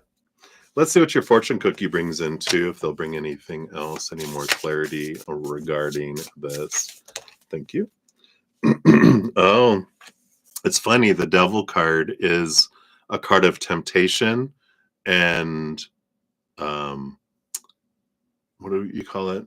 Addictions, that kind of thing. And here is your card, temptation. So I feel like a big piece of this, we're going back to looking at the big picture of, for me to be tempted to, um, like, how we're like, we draw a line in the sand. Don't pass here, and they step over it. All right. Don't pass here.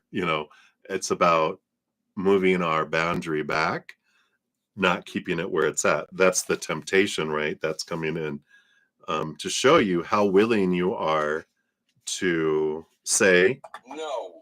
See, that's a calmer no, right? So at some time during our heroine's journey, we'll come against one or more great temptations. They're perhaps the greatest tests we'll have to endure. We might encounter situations or people who will seduce us away from our true path and lead us to make decisions which prevent us from completing the journey. I already hear you. I can already hear you. All right, that's a no. That's a big N-O, no. Temptation often comes in the form of an easy way out and in the form of things which, once upon a time, we wanted more than anything else. The seductive snare of an easy life, a nice house, a well-paid job, security rather than uncertainty. Sometimes it presents itself in the form of a possible partner who, while seeming very attractive, will hurt us, or who does not share the values we come to espouse. Each one of these temptations will present itself to us with its own unique basket of quandaries, and it will be hard to navigate through the choices we'll need to make. Sometimes we don't realize that we're being tempted. Sometimes it seems as if we have no choices about the way forward, but we always have choices. And this card reminds you to stop and to consider those choices and their consequences when temptation arrives along the way. A very clear message, right? But it's for us. They're coming back across our path as a reminder what I will and won't accept for myself, right? So I love that for you. Hey, Summer. Sorry. Oh.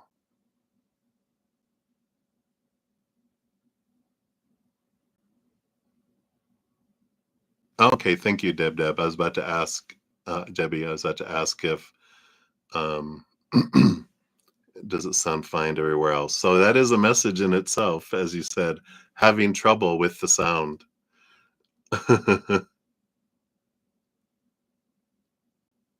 Yeah, effort and nothing. Yeah, as Debbie said, yeah. Try going and coming back and clicking on your timestamp, which I didn't put out here. Oh my gosh. Did I not post it? I did not. So your timestamp. I was so excited getting into your reading. There you go. That's your timestamp. So you could come back and listen to it from the get-go. So thank you again, Debbie, for letting me know, because I was like, oh no, not the sound. So the relief. Appreciate that. All right.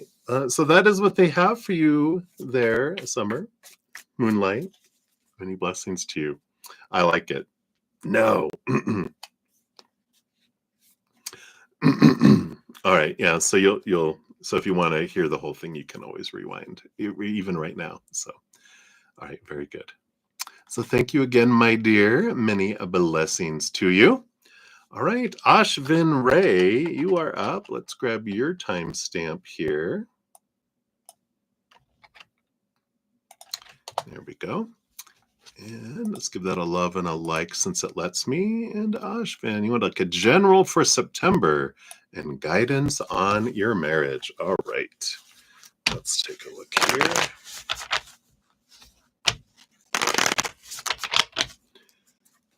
All righty.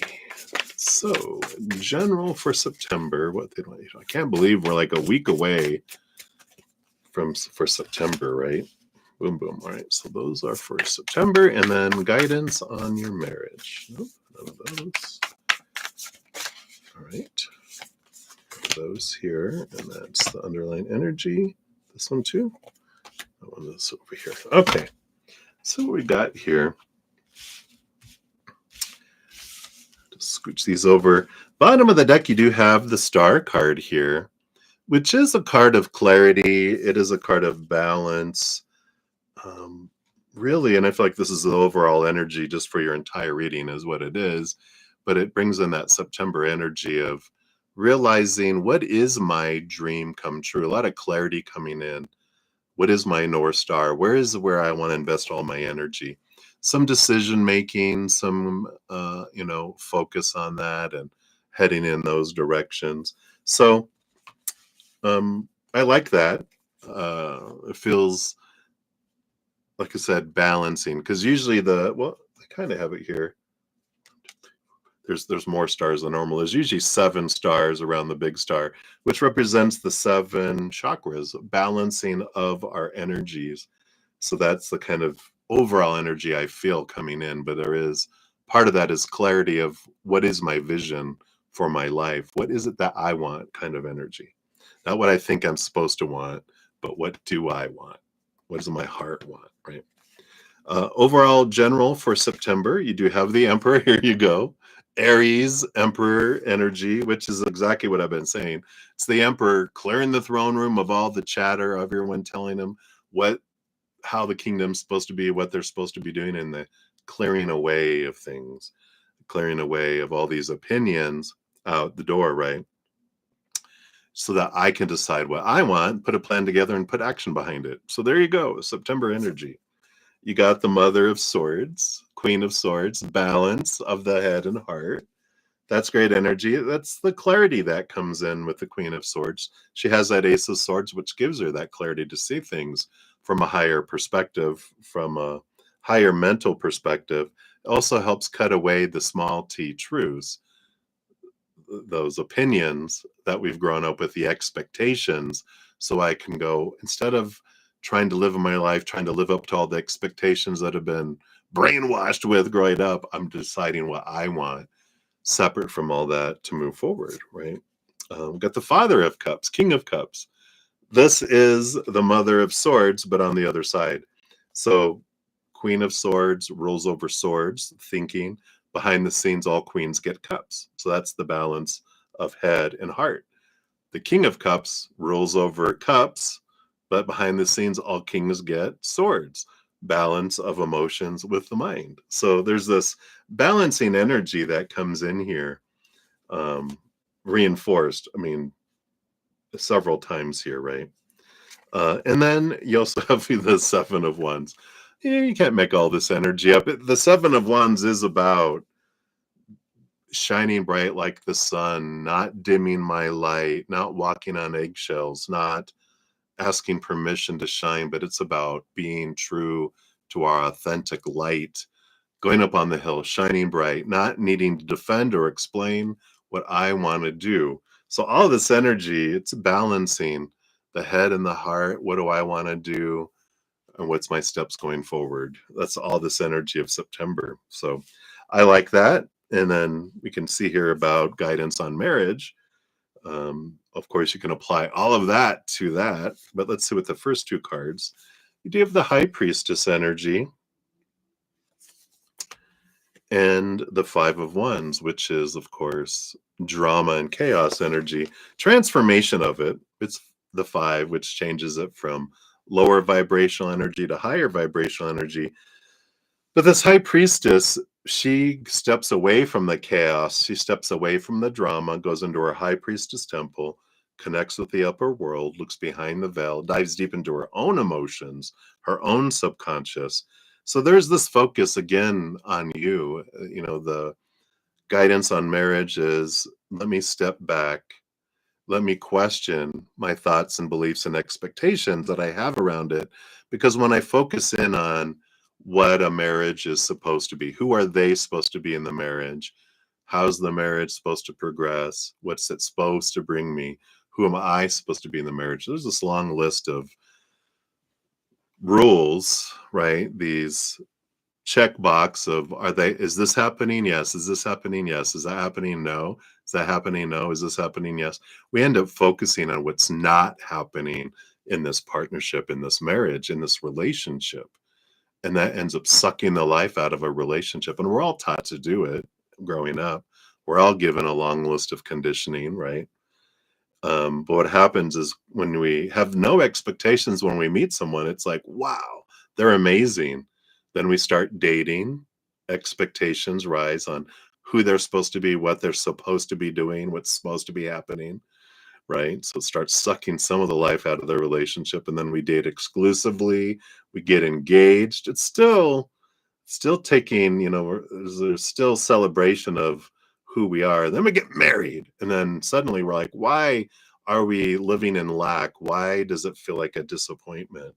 Because it isn't that they've changed or you've changed or your love has changed, just the expectations and thoughts have changed that suck the life out. If we can bring our energy down to, I don't expect them to be any way, act any way, say anything, not do something, not say something, and I'm going to start focusing in on what I'm grateful for with someone.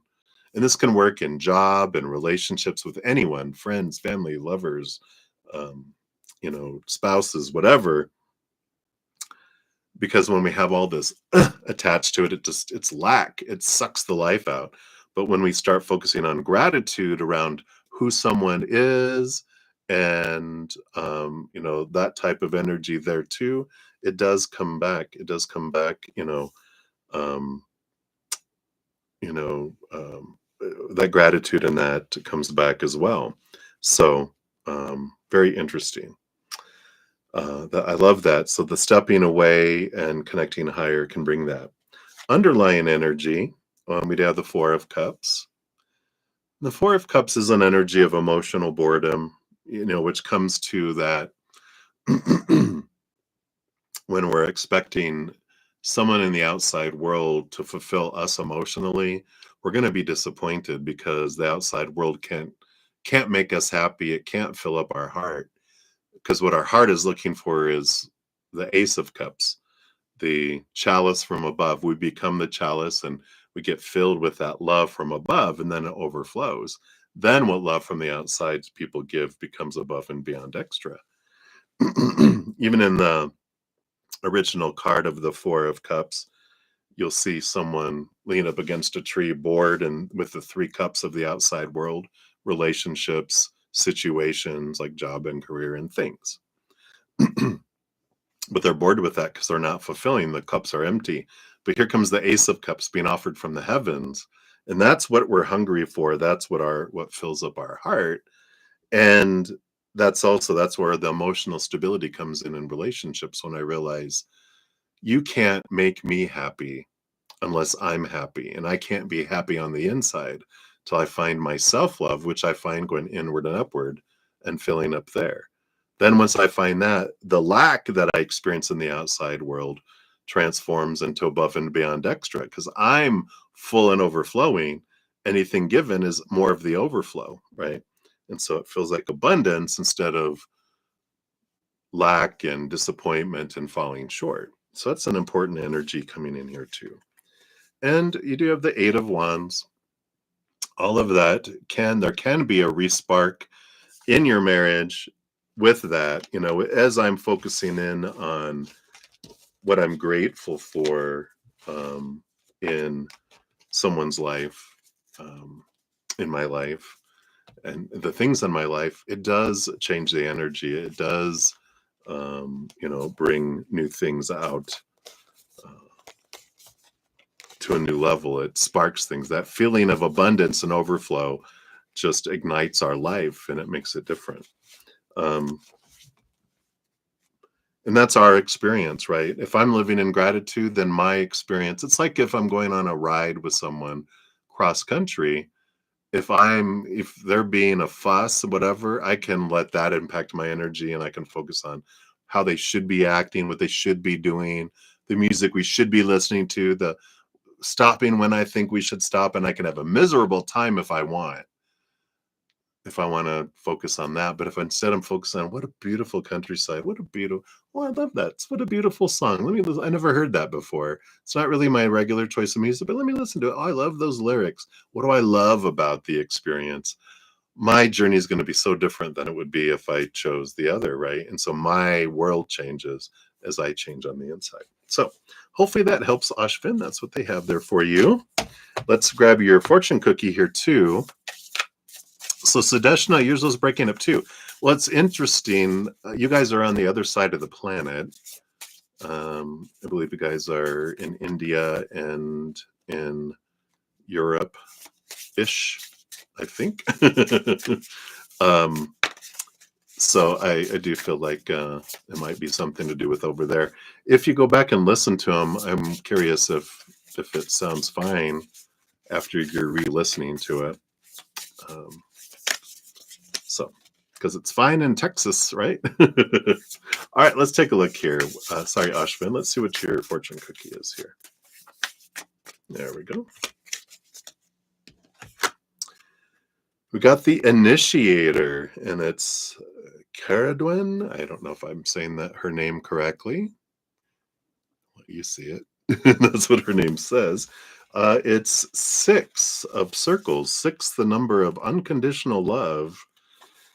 I love that. So in the old Welsh story of the enchantress Caradwen, she chases Gwayan Bach, a young boy who has consumed 3 drops of potion from her cauldron of inspiration, a potion which she herself brewed and which she intended for her son.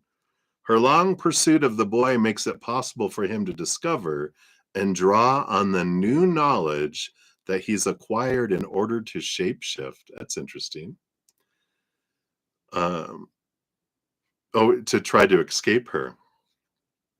But the dark goddess cannot be eluded. Finally, after submitting him to tests of his newly acquired prowess, she catches him, swallows him up, and rebirths him as Taliesin, who became the greatest of all prophets and bards. I love the Irish and Welsh mythology. It's so funny, but so enlightening. So her story presents the cauldron as a symbolic womb, the source of rebirth and transformation. She's the keeper of the cauldron, and her story reflects the role of women in our native mythologies as the source of life and creative power. To drink from her cauldron of inspiration, then, is an initiation, the beginning of a long and difficult rite of passage and of the metamorphosis which inevitably must follow. So it's kind of saying you can't keep doing what you've always done in your marriage and in life. It's time to do things differently.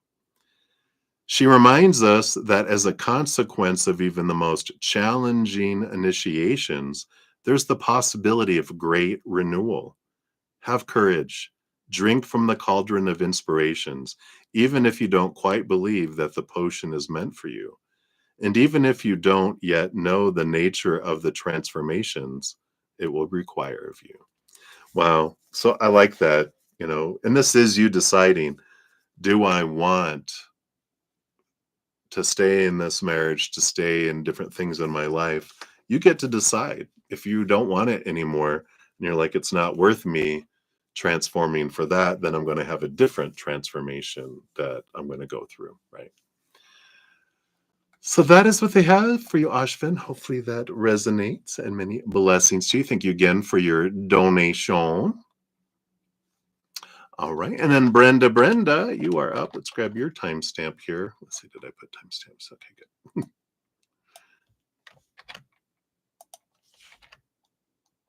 There we go. All right. So let's give your donation a love and a like here. Thank you for that. You want to know what's coming up from today till approximately Tuesday with your housekeeping business. All right. Let's see, based on current energies, what we have going on here. So today through Tuesday. Like today, and then what do we have? What is today? Today's Saturday, right? We got Sunday, we got Monday, and we've got Tuesday. All right. Well, let's see what we got going on. Let me just take a quick sip here.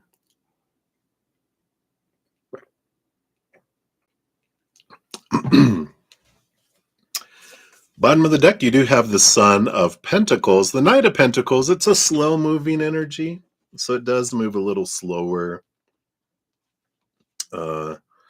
It is the pursuit of abundance, but it does feel like it feels like things are it's progression, but it's slow progression, right? For today, you do have the Seven of Pentacles and the Five of Pentacles. So, the Seven of Pentacles is another energy like the Knight, but it's the last thing that grows on the fruit tree is the fruit.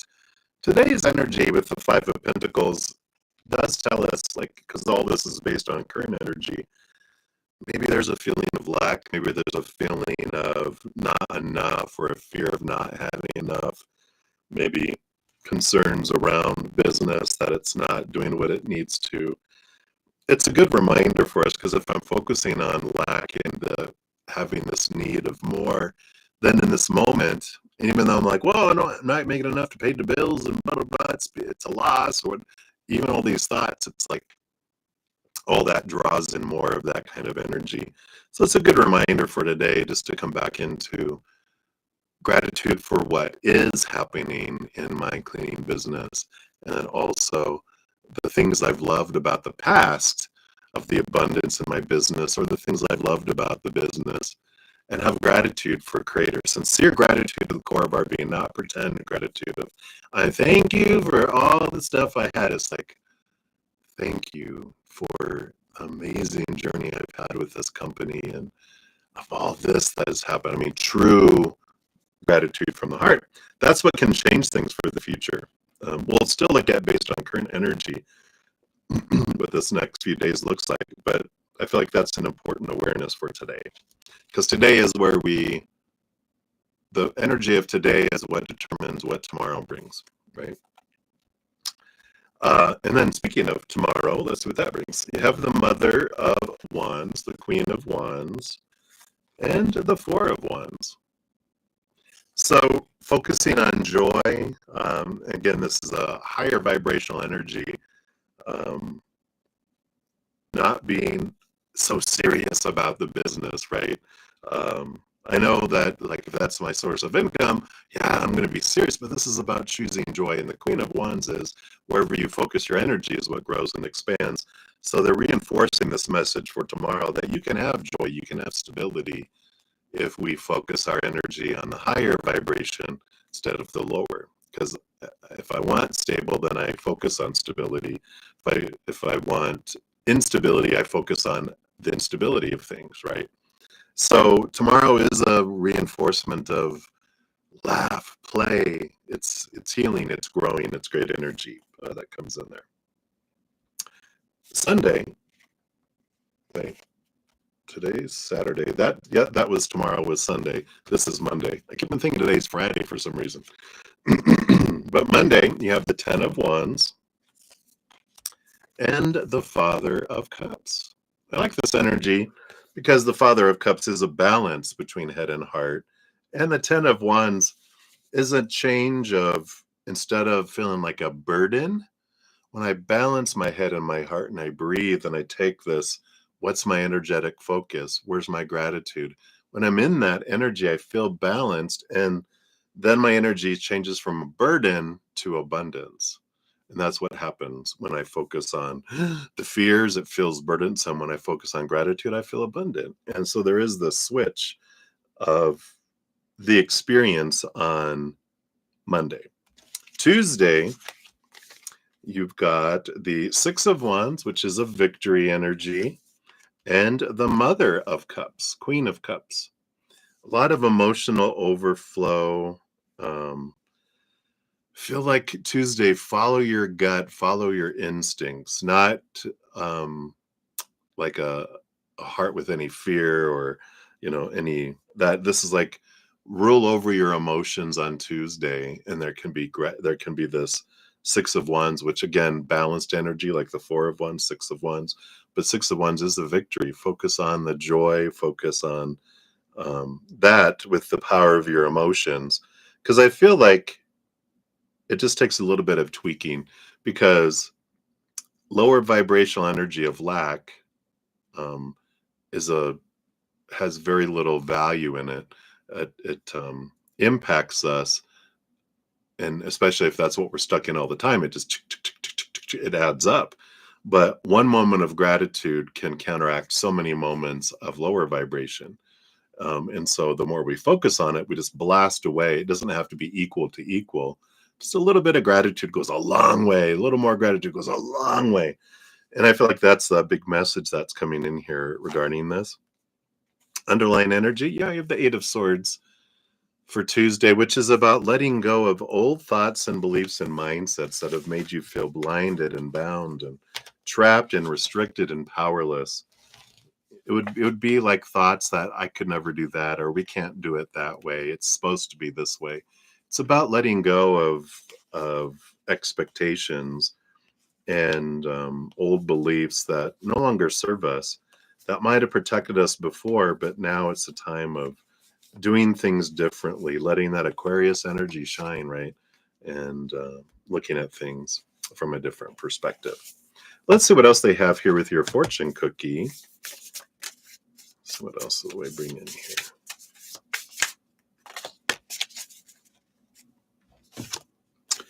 You do have the pilgrimage. Card number 3. A new path, a new journey. Let's see, 3 of squares. Let's see what this brings in. So the pilgrim's journey is always spiritual in nature. It's undertaken in order to have a revelation of some kind or to find some deeper understanding of the world and our place in it. A pilgrimage asks that we give up everything so we might learn what is truly ours to keep. It's a search for knowledge, a search for becoming, and a pilgrimage begins also with a longing for deep connections, for true nurturing community, or simply for change. Kind of this, go back to your why. Why did I want to do a cleaning business or housekeeping business? Why did I want to do this? Was it just for the money? No. Is there more? It's like remembering your why, I feel, is important. A pilgrimage, above all, asks us to surrender to the journey and open ourselves up to new ways of traveling and seeing. There you go, a new perspective. The pilgrim's path is designed to wind its way across unknown and often rough territory, and the long, arduous journey requires endurance, resilience, and focus. But there's nothing for it but there's nothing for it but to keep walking, step by bumpy step, one foot in front of the other. There's that 7 of Pentacles, one step at a time. There's also this like chop the wood, carry the water. Just keep going, keep doing the daily tasks. The path will fade behind you and there will be no way back. And once you understand just how far you must travel, it can be hard to confront the long, challenging road ahead. That's why we must look for and be able to welcome the help of allies along the way. The most valuable allies are those who teach us that we cannot succeed alone, and more, that it's meaningless to succeed alone. For an essential feature of the heroine's journey is uncovering the joys of and necessity for community. Pilgrim paths are peopled by many others, and if we're open, we'll find many kinds of allies along the way. Only some of them are human. I like that. Excuse me, this sense of community. In one part, it's like, your employees, the people who do the work, doing something special for them, celebrating them, asking for them ideas, how to make their jobs easier, how to promote business. Ask them for their ideas. Let them be a part of it. Can really help people be committed to it. If they're just being delegated to, then it's a job. But if I am asked for my opinion and my opinions are taken at value and even some things implemented, then people feel a part of it. Same thing with community, with your customers. You can ask them for their ideas, even a celebration of some sort. It doesn't have to be too expensive and stuff, but can be snacks and stuff, a celebration, spring cleaning, spring cleaning and for fall, things falling away. What are you ready to have fall away? It could be a equinox, celebration. But, it's doing things and involving community, it feels like is can be an idea if that resonates for you there. So that's, excuse me, as my voice changes on screen, if that does that. Will you get new clients? Um, if you change your energy, yes, right. If we focus on lack, then I don't. If I focus on gratitude for the clients I do have, then I get more clients, right? So the energy is up to you with that. But definitely, I would, you know, encourage, we'd like to hear your opinion. And if you do, like, for employees and even for clients, you can offer, like, for employees, gift cards or something, whatever you're allowed to give, legally, and maybe a discount or something special for your clients that you'll have a drawing, something that is encourages participation and ideas from them on how we can do things better, or you know referrals. If you guys refer us, we'll give you this, thinking and allowing that new ways of doing things. Don't let the mind go, no, no, no, no, no. Let it open up and see what spirit brings, right? So hopefully that helps. That's what they got for you, Brenda. So many blessings to you. All right. So up next, we will have Maria P. And then let me check timestamps here. Right. And then we'll circle back around for Sudeshna for your additional one. Hopefully the sound is better overseas for everyone there. Maybe there's a storm going on. Well, there is, right? Isn't there a tropical storm? I don't know. And then Sean G times 2.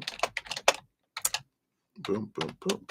And we say thank you. Yeah, here you go. Hey. Let's grab your official name here. Whoops.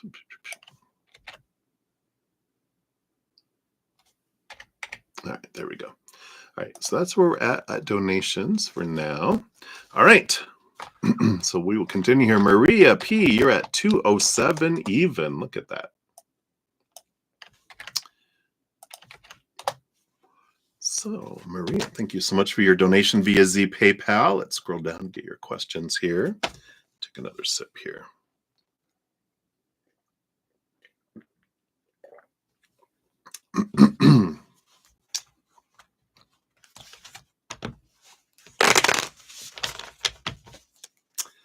All right. So Walter's feelings and thoughts towards you today. Let's see what's going on here. All right. Got that. And then after your date, his thoughts and feelings about you mentioning that your mom was looking for a part-time or job at a school again, and him offering and maybe my mom working under his school. His thoughts. Oh, wow. Okay. Let's see what else is underneath the surface there. And then anything else Spirit wants you to know. All right. So let's take a look. His feelings and thoughts towards you today. Well, you got the World card. I think we got this before, not too long ago. But I like this because it is a victory card. It is an reaching a level and then a new adventure going to a new level. So I do feel like there is this, I feel like we've talked about this energy a bit, where they're in that still, where they're feeling like, yeah, I feel like we've reached a certain place in his mind and in his heart, and he's ready to go onto the next adventure of where it's going to go higher. So very positive energy, very progressive, movement forward type of energy. So it's a good energy to have. And then what about the mom? What were thoughts about your mom working in his school, right? We got the Judgment card, which is, it is an energy of seeing things from a higher perspective, and it's like, this is something that I can offer. This is like, I feel like it was nudged from Spirit, from his higher self, from, because that's what is usually an angel calling out to do it. So I do feel like it is like an answer to a prayer for your mom, and that he felt inspired. And I kind of feel like he does us look at the energy that he's feeling below the surface here, but I feel like this is an indication that it was a nudge from Spirit to go, they plant it in his head to go, yeah, because it's something that can happen. It's like an answer. And spirit will do that. They'll nudge us to do things like, oh, you know what? I see something, I'm gonna give this to someone. And they're like, oh my God, how did you know I wanted this so bad? And I just couldn't afford it yet. And you're like, what? Really? Like I bought it for myself and I didn't want it, so I just want to give it to someone, not sell it to anyone. And they're like, are you serious? It's like spirit works that way. It's wonderful. And I feel like that's kind of what this was. Below the surface, yeah, I figured mixed emotions, 7 of Cups. You know, the human is like, oh, uh-oh, mom's gonna watch me. What if, the thing is like, what if I have to talk to mom about discipline if there's something they're not doing? Uh-oh. Is that going to come in between us? Wow. 7 of Pentacles too. What if she doesn't like it? What if she needs to leave and she doesn't want to work for me? How's that going to impact it? So there is this energy here. We got the Daughter of Cups, Page of Cups. So there's this happiness there overall, but there is some concern and um, of course, which makes sense, right? I feel like we all would have that um, because, that's kind of how it's like when you don't want to date someone at work and you don't want to go into business with family. You don't want to, because that causes problems, right? It makes it difficult to separate work from home. It's like if you're in business with your spouse, you're living everything all the time, right? So there we have those kind of concerns, right? But overall, the Page of Cups is a great joy, energy, and I feel like that they feel like, wow, I'm glad that in a way I feel like I'm answering someone's prayer, through me. It's not that I'm doing it, but it's being answered through me. I like that. So very interesting. And then anything else that Spirit wants you to know? Yep, the Hermit card. They still are nudging here an importance of alone time with the 8 of Wands to re-energize and to make sure you don't burn yourselves out. That alone time and having a sense of who you are and aloneness is an important part of your adventure. Not to get so meshed into someone that you lose yourself and not straining your energy so much trying to do too much that you exhaust yourself and get sick. So it's important for both of you to rest. It's an important part of our rejuvenation process, right? All right. And let's see what your fortune cookie brings into here. What else do they want you to know? You got the hidden feminine, the buried moon. Wow. Got the 9 of circle here. Let's see what this brings in. In a very old tale from the fens of eastern England, the moon decides to take a journey into the marshland, becomes trapped there by dark things which inhabit it. She's buried in a black hole because the dark things are intent on destroying the power of the moon. They despise her light and want to extinguish it. So the buried moon card represents the lost heart of the feminine, the heart which holds all the secrets of sustaining life. Hers is a story that countless women have experienced through all the long ages of our existence in patriarchal cultures, which are so afraid of female power that they've gone to extravagant lengths to suppress it, creating new stories to cover it up. The witch hunters who long ago buried the moon. But the light of the moon, which still escapes through a slit between the stones that covers her and the marshy land that envelops her, our light can also shine through any cracks we can pry open. The light of those feminine qualities which have been buried so deeply inside us that we've forgotten they even exist, let alone where to find them. So, at this stage of our journey, the moon is an ally who encourages us to go deeply back inside ourselves. Here's that hermit energy, right? go deeply back into ourselves and search for the feminine mystery, which has been suppressed over countless centuries. Women's ways of knowing and being, constantly waxing and waning, and associated not just with the menstrual cycles of the female body, and therefore with motherhood, but with the wider sphere of death and rebirth. Wow. Powerful energy. This is that energy of the hermit, making sure to return back to, yourself and who you are to move forward. So I like that for you, Maria. That is what they have, my dear. So thank you again for your donation. I greatly appreciate that. All right. So we will continue down the list here. So Sudesh, now we're circling back around for you. Hopefully, like I said, the sound is better over there on the other side of the world. So there is that. And then after this, we will have Shanji ×2. And then Johanna will circle back around for you too. And if you're live, Johanna, I know you're on the other side of the planet too. Can you let me know how does the sound sound to you? All right. So Sudesh, let's give that a love and a like there. Thank you again for your multiple donations. All right. And so you told a wind will change after things getting almost fixed.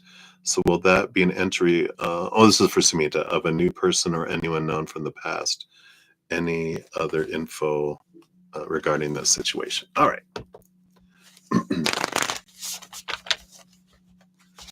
So let's see what they'll allow me to go down this path, because it's based on the current energy. It's here, but I feel like there's at some point, I want to go to this point to see where does that lead.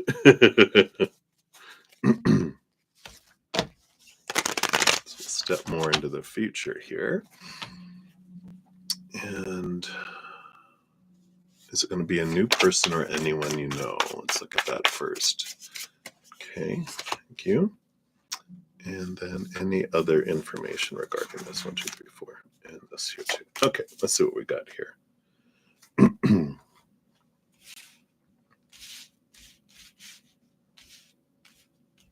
All right. So is it someone we know? Daughter of Swords and Eight of Swords.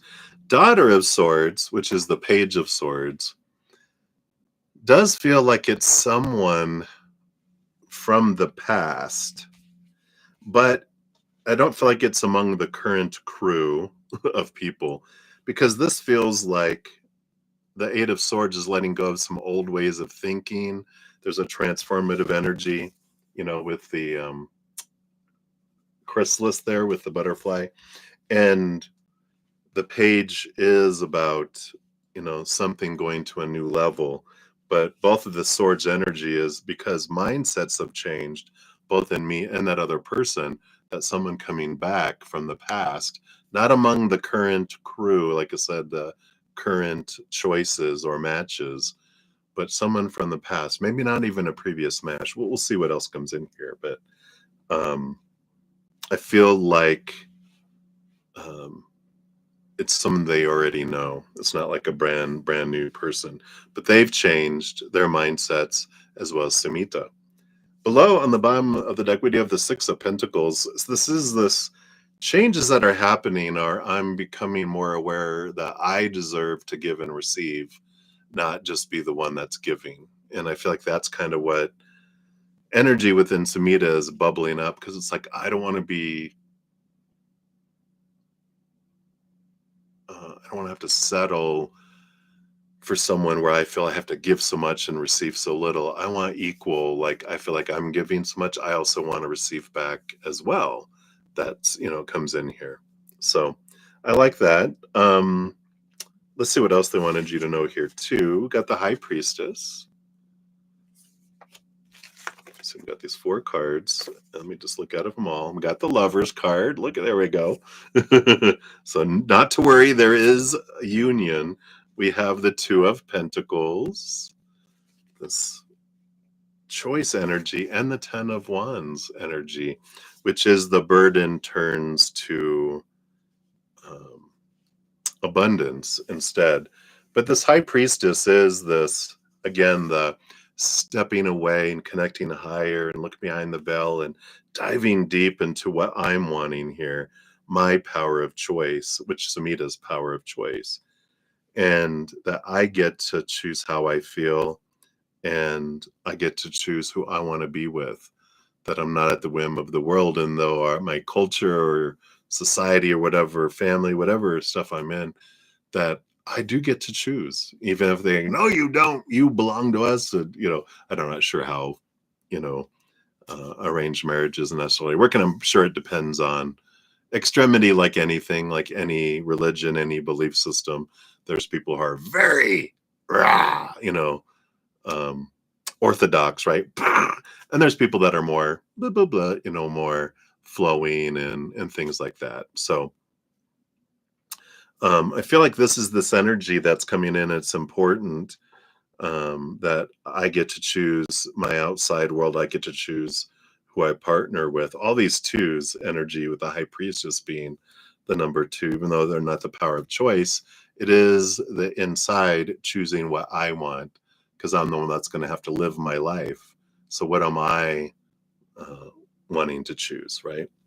Underlying energy below the surface, we have the 3 of Wands. So yeah, this does feel here like it's the plans that are being made, the altering of course. And so the 3 of Wands is saying, yeah, this is the altering of course, where this goes. And this is the reason for the altering of course, is all of this that's going on inside that I want to be able to choose.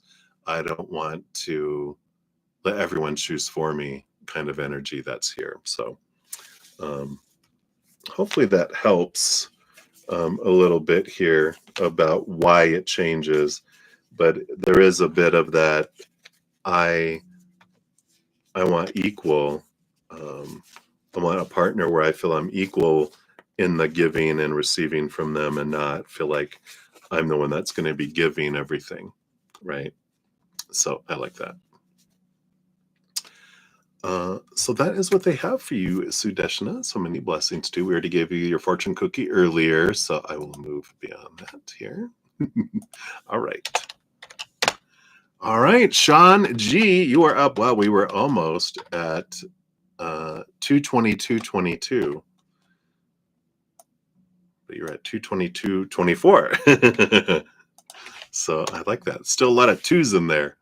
So thank you for your also ×2 for your donation. So I appreciate that. All right. And your first one via the CashApp, it does have, you wanted a general for September. And I feel like your other one is also over here. I mean, in chat. So we will find that here. I think I saw you say something earlier. Yep, there you are. Let me just highlight it here. Since I see it, I don't have to go back and look for it. All right. So, Sean, thank you.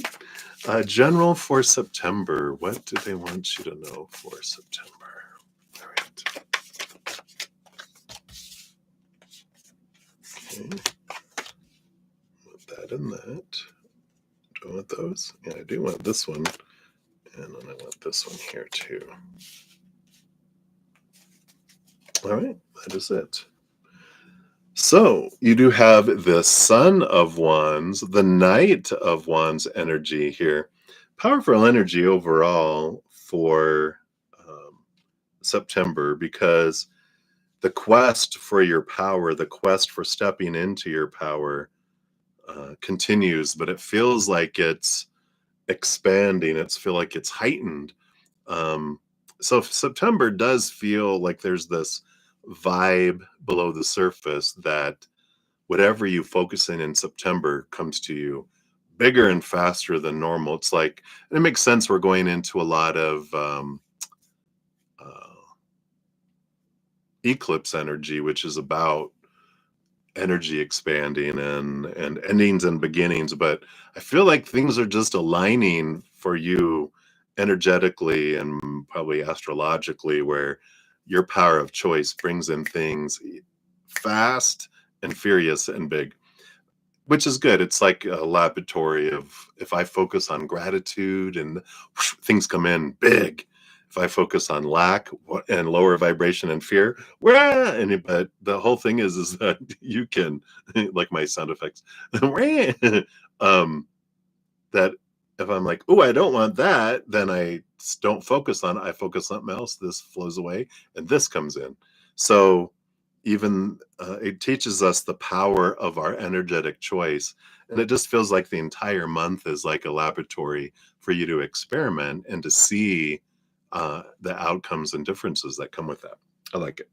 Three significant things for September. The first one is the Daughter of Cups. So the Page of Cups. Heightened emotion, great amount of love flowing. It's the realizing your self-love, your love cup is full and overflowing. So I feel like in September, again with that energy, if I focus on gratitude about what love I have in my life, my love cup overflows. If I focus on expectations of what isn't happening, I get more of this not happening. And a lot of, why am I getting all these people disappointing me? It's like, oh, let me focus on what I love about people. And look at them showing up instead of disappearing, right? So I feel like that's an important thing for you. Number two, you got the Ace of Swords. So a lot of clarity, and I feel like creativity coming in here. Mental clarity, mental creativity, inspiration of the mind coming in.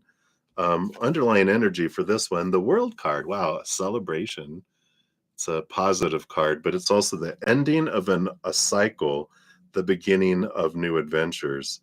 So you do have some great clarity that comes in during the process around your life. I think we have three buckets, right? Relationships, I feel like we talked about those. You're learning like what you focus on with people is what you get back. So if I'm grateful for things and people, I see more of that. If I focus on, then I get more. So I feel like there's that around your career, around learning education. I feel like there's a lot of great clarity, a lot of victory, a lot of good movement, feeling like you're taking things to a new level, both in your own creativity and your own work, but also learning and teaching.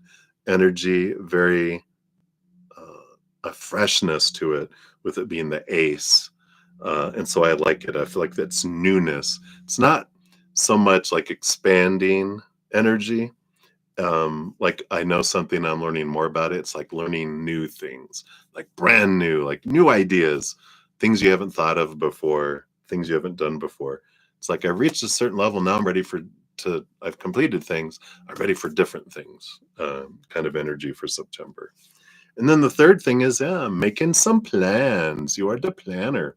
So I do feel like there, with this feeling of gratitude and abundance coming in, I feel like you are making some plans in September for the future. Let's see what they'll tell us about. Yeah. Yeah. Because of the fortune coming in, Wheel of Fortune, like as I was saying, gratitude and abundance. There is this thing, and I think we talked about that thing with your Pennsylvania house, the Pennsylvania house, that maybe these are plans now. What am I going to do with this? Now, am I going to go visit people? Am I going to go on this trip? What am I going to do with this? What changes am I making? And so I feel like maybe this is that newness, because now, because of this feeling of abundance coming in, that you feel like now I'm not limited. Whereas you might have had some mindsets that I couldn't do these things without this. Well, now you have no excuse, right? You have nothing holding you back. Not an excuse. You have nothing holding you back. It's like now I can do this. Now I can make plans. Now all these ideas and everything are coming in too.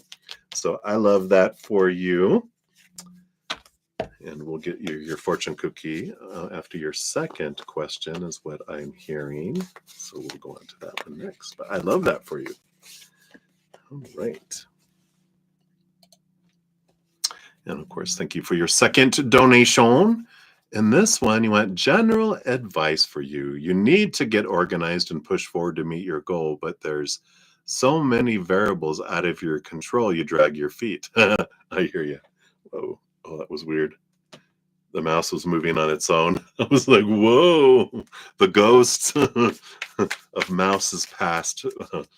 came in here. All right, let's take a look here. What advice and guidance do they have for you on feeling like there's just so much that's outside of your control? You feel a bit like there's a block for you moving forward. Let's see what we got here. Yeah, I like it. You have the power of choice on the bottom, the Chariot. Movement. There's movement. There's I get to choose things, right? And so when I like that you're aware of like things that are outside of my control. I don't need to worry about controlling them, right? And so if you're like, I can't do things until I know what those are, then do what you can. Don't try not to get burdened by all the steps that need to be done. Like the journey of 10,000 steps is overwhelming, but the journey of the next step is glorious. But we get overwhelmed when we look at, oh my God, all that, when it's like, I like it's a Zen kind of saying of um, just look at what's next. What's the very next thing? Just do the very next thing. And then the very next thing, when you get to that point, you'll see what the very next thing of that is. But it's about coming back into control, what I can control, which is only this moment. I can only focus on the right here, right now, and focus in on, you know, um, this my the power that I get to choose the story of anything, my emotion, my energy, my physical actions. I can't control anything else. So when I feel like I'm supposed to control everything else, then it's like, whoa, but I can come back to myself and go, well, I'm just going to focus on the very next thing. Another Zen saying, chop wood, carry water. Just do the thing. Just do the very next thing.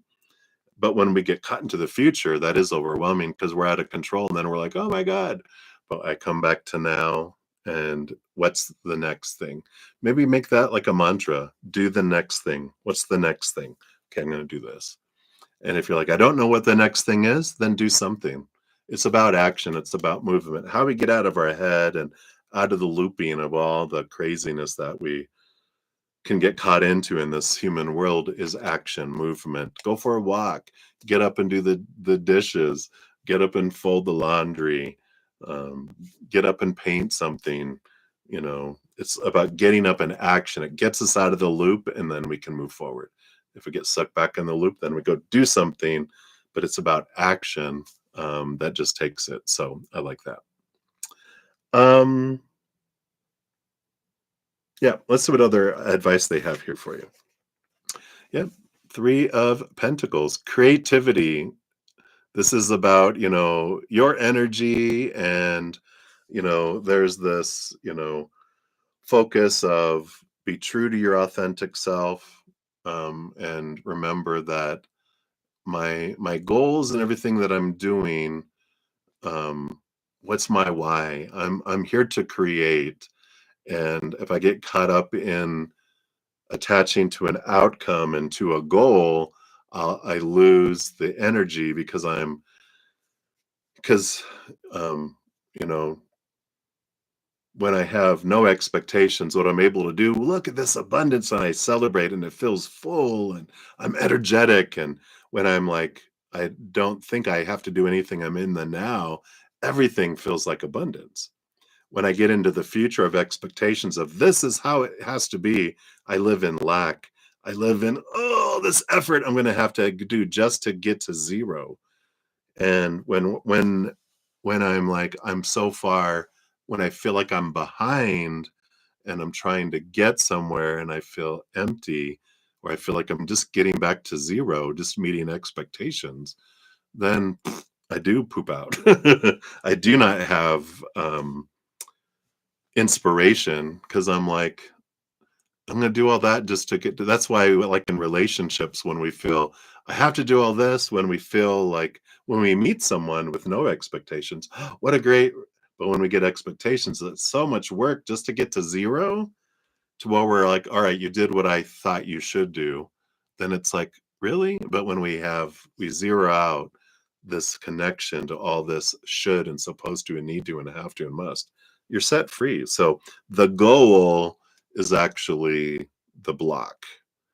Get rid of the goal, celebrate what's in the moment, and move forward, right? It's okay to plan, but when we get so connected to the outcome and the meaning that we put with the outcome, and more so the fear if we don't have that outcome, then that sucks all the life out of us, right? So, something to think of there. On the other hand, we also have the Father of Swords. There is education, there is knowledge, there is awareness. It is about seeing things from a higher perspective and clarity, questioning those expectations. That's what that big Ace of Swords does. I love that they have it all colored in there, standing out. That it is the importance here of why am I doing what I'm doing? Why am I living? Not to achieve goals, not to do this, not to do that, not to meet expectations, but to express, going back here, both of these cards, with it shining out here, creativity, creativity. Almost reminds me of the Olympics over here. So I'm here to live my dream, not to worry about all that. And it's taking the next step. Energy below the surface. Yeah, the Tower card. Allowing and knowing that everything that unfolds in our life is for us. And and it's a good thing to come back to, because if I look at, oh, what if that doesn't happen? What if this doesn't happen? What if? When I'm caught in the future, I'm like, what if I don't hit my goal? What if this doesn't happen? What if that doesn't happen? What if? What are we fearing? Why we're so concerned is we're afraid of what those things mean. If I don't, what if I'm a failure? What if, whatever, right? So we come back to this energy of clearing things out, of getting back to my why, getting back to what I have in this moment, and what I'm creating in this moment, not about trying to achieve toward the future. But the Tower says, no matter what happens, what if? If that happens, I either feel like, oh, life is an out of control drama train and this is not for me and we're gonna fly off the tracks and explode in a gorge. Or I'm like, if I don't reach that, then it's for me in some way, somehow, and I'm gonna, learn through all this. Like when I got my first C, I know I was like an AB student for all of my life up until middle school, and we switched states, and I was in enriched math in Denver, and when we moved to San Antonio, they threw me in enriched math. But when you go from state to state, different levels, different curriculum, because it's ruled by the state, right? Well, they threw me into something I didn't even know yet. I go, I haven't learned this yet. I haven't learned that or whatever. Um, and they were like, well, just try to figure it out. And I'm like, what? So I got a C. And I'm like, it crushed me. I'm like, oh no, I can't I have to have an A or a B, because that's when I got attention, is when I did well in school. That was like my worth. I had attached my worth to my grades. And then they still kept me there, and I got a D. Oh my God. Oh my God. So middle of the semester, and it was funny because in rich math, we were in these like trailers, because the school had grown so much. You had took classes out in trailers sometimes. And so I was in this math class, the enriched one. We went up these stairs into that door for the enriched, but there was a door that connected them that took us to the mediocre unenriched math class. In the middle of it, they said, you know what? We think it would be better for you to go to that other class, because you'll be you can learn, and, etc. So in the middle of class, he took me into the other class and sat me down. And so, of course, the kids in that class were like, ooh, you failed enriched math. Because, of course, they were, the enriched kids, of math. Ooh, you think you're better than us, which I didn't. But it is this feeling of facing that fear of, and so that all of that to say that the situation of getting my first C, getting my first D was important to me to face that fear. You know, my parents were surprised when it happened, but they understood. And it was like, no biggie. So sometimes we have to face some things, but we're always going to grow from it, is what it means. And it doesn't mean that you're not going to get your goal. It just means, what if? If it doesn't, then there's something you learn from it and you're okay. You're going to realize it doesn't kill you, right? But it's facing the fear is the ultimate. And then the three cards in the middle, the little fan of energy, you have the Fool card, which is the beginning of a new adventure, free of expectations, while the World card. So you got the last and the first here. I like this energy because it's like ending an old cycle, beginning a new adventure, free of all these expectations. The Eight of Swords, progression, movement, renewal, but it is about letting go of old thoughts and beliefs and mindsets that don't serve him anymore. Those that make me feel blinded and bound and trapped and restricted and small and stressed and pressured. So I do feel like there is this kind of energy that's coming in here with that, but that I get to choose what anything means. You even have the death and rebirth card on the bottom. So there is this energy here of letting go of the goal and coming back to the now and having this adventure that just feels free of all the pressure and of all the meaning we put to outcomes. So I like that for you. Let's see what your fortune cookie brings in here as well. Let's see if they'll shed light on this for us. Anything else for Sean G? Or not anything, but what else? All right. Yeah, the call. Card number 6. Here we are. Square number 6, the calling. What is your calling, right? Why are you doing what you're doing? To meet expectations or to express who you are on the inside, right? So the heroine's journey always begins with a call to change. Sooner or later, we're called to wake up. It's a call to rise up out of the unendurable every day and inhabit a full, authentic life. Here's that creativity, the Three of Pentacles you got, being true to the authentic you. And when we hear it, we must answer this call or forever be lost in the wasteland. The call can come at many different times when we find ourselves unhappy in our jobs, in our marriages, when we develop chronic illnesses, anxiety, or other mental health issues, when rage or grief threaten to overwhelm us, when we begin to contemplate our own mortality, to question who we are, who we might have been, who we might yet become, when for the first time we finally see the wasteland for what it is. The call comes when we break.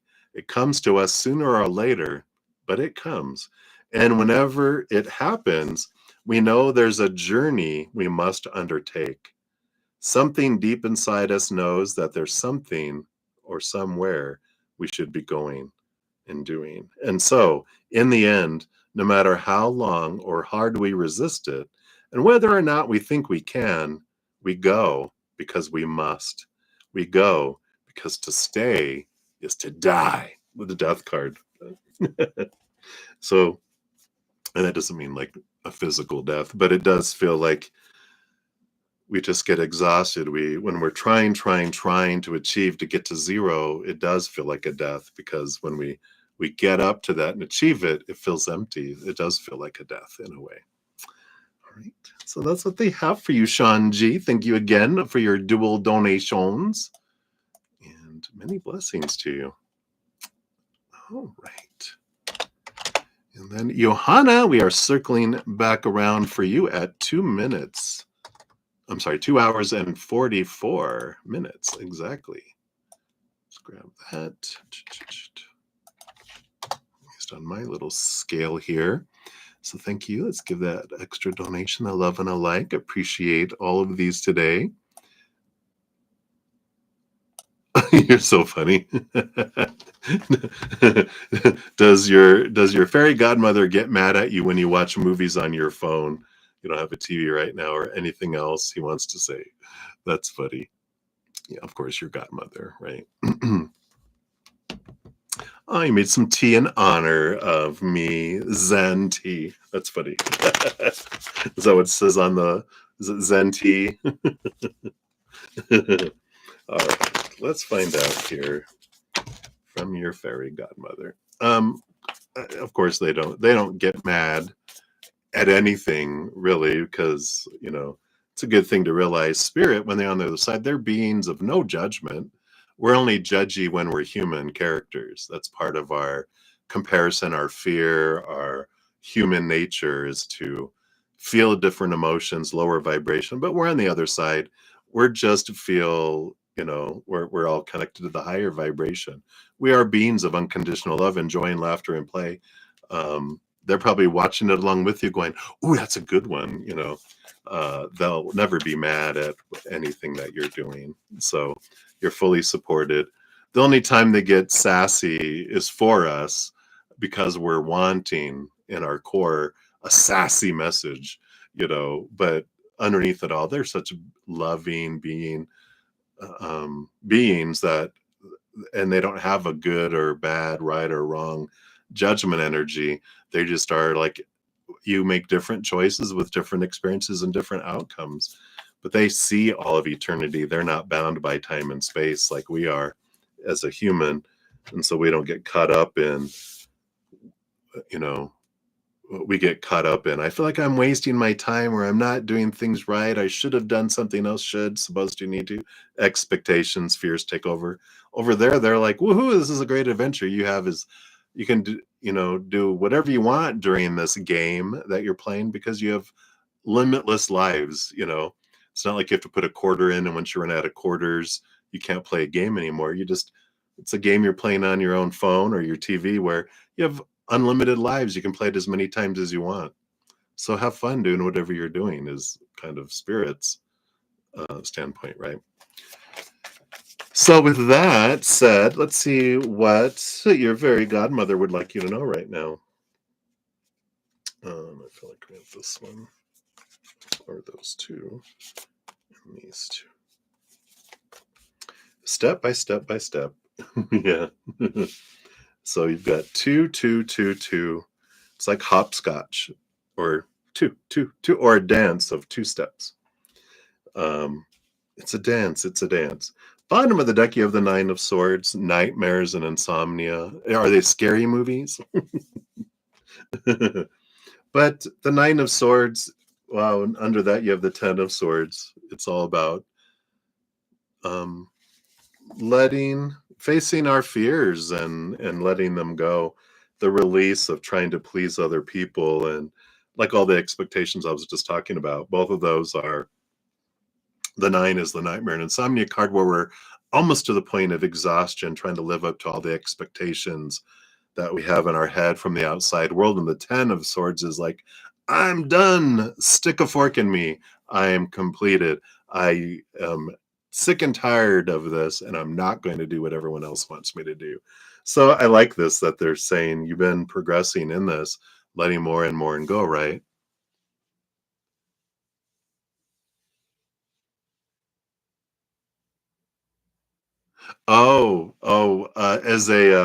As a human, he said that. That's funny. Yeah. So here's letting go of the old mindsets. He goes, yeah, whatever I was and what I said before as a human, that was all rooted in fear, most of it, right? Too funny. All right. So what are these things he's saying? Yeah. So power of energetic choice and the hangman. It's all about transformation and um, being aware that you always have a choice. I like that this is among the first cards, yeah, that he has, which is every moment is a choice that you're making and that there's no wrong choice. This is your transformation. This is your journey. This is your adventure. You could always step back and choose from a higher or choose a human experience, and it is something to be aware of that if I'm not making a conscious choice, I am running on autopilot based on these old expectations and fears, and all things that I've had. You just saw a bat outside. There they are. Him saying hello. That was me, Batman. Um, so I like that, awareness that if I'm not consciously choosing what I'm focusing on, I'm on autopilot, drawing in what I am conditioned to focus on, which is back to fears. That's what happens is we go to autopilot until we convert enough of our belief systems that our autopilot is higher vibration, um, which doesn't happen for a while because we've got a lot of habit to rehabitize here. Yeah, he did say that was me saying hello. I love that. Yeah, I feel like anything with wings will be someone from the other side saying hello when they intercept him and bring him in front of our path to go here. We're like, whoa. So in this case, because it's coming up in your reading, I would say that it does feel them. Other things you see, you can just sit and go, who was that? Who wants to say hi? And whoever comes to your mind first is who it is. What else do they have here for you? Yep, here's your dream come true as the fairy godmother and the Ace of Swords. They're like, just, know that you are continually getting new ideas, new creativity, if I didn't say new clarity toward your dream and your path. So, and new communication is coming in regarding your dream.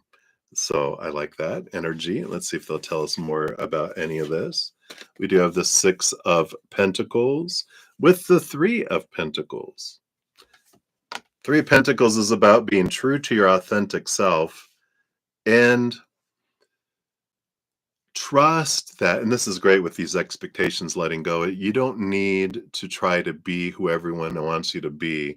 He is like, be true to your authentic self. You deserve to receive for being you, not try to be someone else that you're not to receive.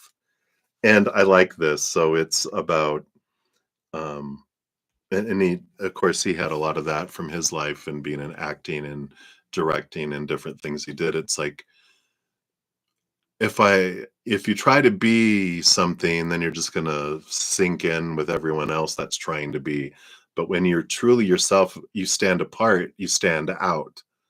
And that's the importance, is to stand out as yourself, not as trying to, in, especially in regards to your dream here.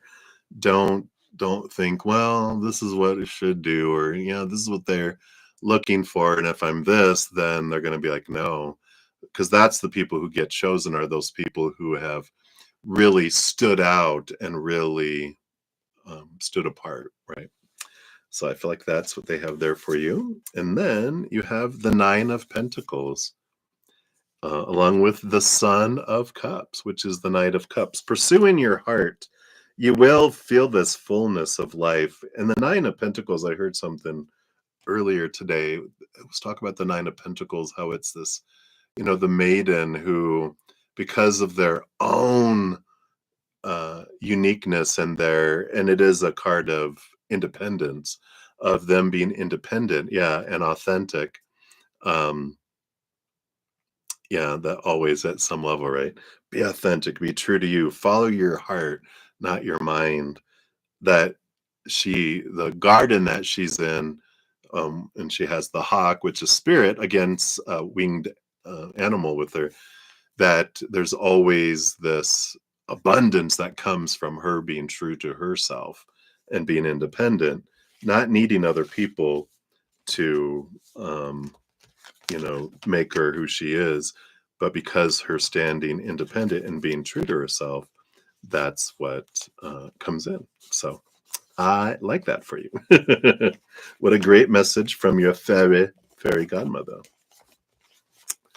So, yeah, they're showing me like Cinderella having a unique look and going, and then in being that she stood out, and the fairy, because the fairy godmother, they're like, I am putting magic around you, and allowing it, but the magic comes from your authenticity. And so whatever dress for the ball is what he's saying. The dress for the ball is this energy of it's a mirror. It's a mirror dress that reflects you out to the world. And so who you are is what the dress is made out of. I love that analogy. Wow. Beautiful, beautiful. So that's what they have for you, my dear. I know it was a fun question. I like that, but I love, wow, the boof, oof that comes with that. So I like it, like it, like it. That's what they have for you, my dear. Thank you again for your multiple donations. And yeah, we already gave you a fortune cookie this time. So that's what we have there for you. Exciting for this adventure for shizzle, bodizzle. All right. Lordy. You're so funny.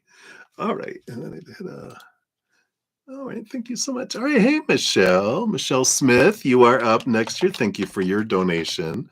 That just came in through the Cash App. And thank you for your generous donation last night, just of appreciation. I really appreciate that.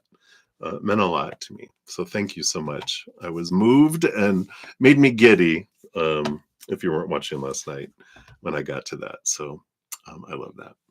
You're very welcome, JoJo. Enjoy your tea and your evening over there on the other side of the planet. All right, Michelle. So, peace to you as well. What's the energy between H and yourself? All right. Let's see what we got here. What is the energy between H and yourself here? Okay. Got that. What is this? This is them. This is you. This is them. And the 3 cards in between is the energy between the two of you. They're being very literal. What's the energy below the surface? What do we have going on below the surface here too? Okay. I want this over here. Okay. All right. Just get all these scooched here. Let's find out what's going in here. So the bottom of the deck, we do have the 10 of Wands energy. 10 of Wands, there's this duality kind of energy that comes through with it. And sometimes I get one, sometimes I get other, sometimes I get both. And this time I'm getting both, which is there's energy that represents abundance and fullness. And there's also energy in it that feels like burden. So there's two sides of a coin with every situation, and there's always 2 perspectives, which is interesting. Yeah, so I feel like that's an important awareness just for the reading together.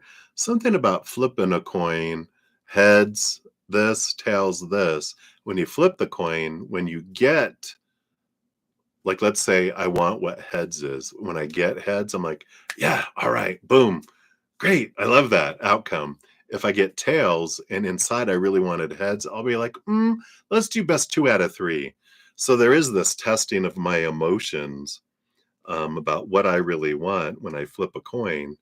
And it tells me what I really want when I flip a coin. It's in that moment of seeing the result. We know by the emotion we feel. Isn't that interesting? I love that. All right, so that's the beginning. Let's see your energy starting off here, which of course you know your energy. You have the 7 of Wands, definitely an energy of wanting to be true to yourself.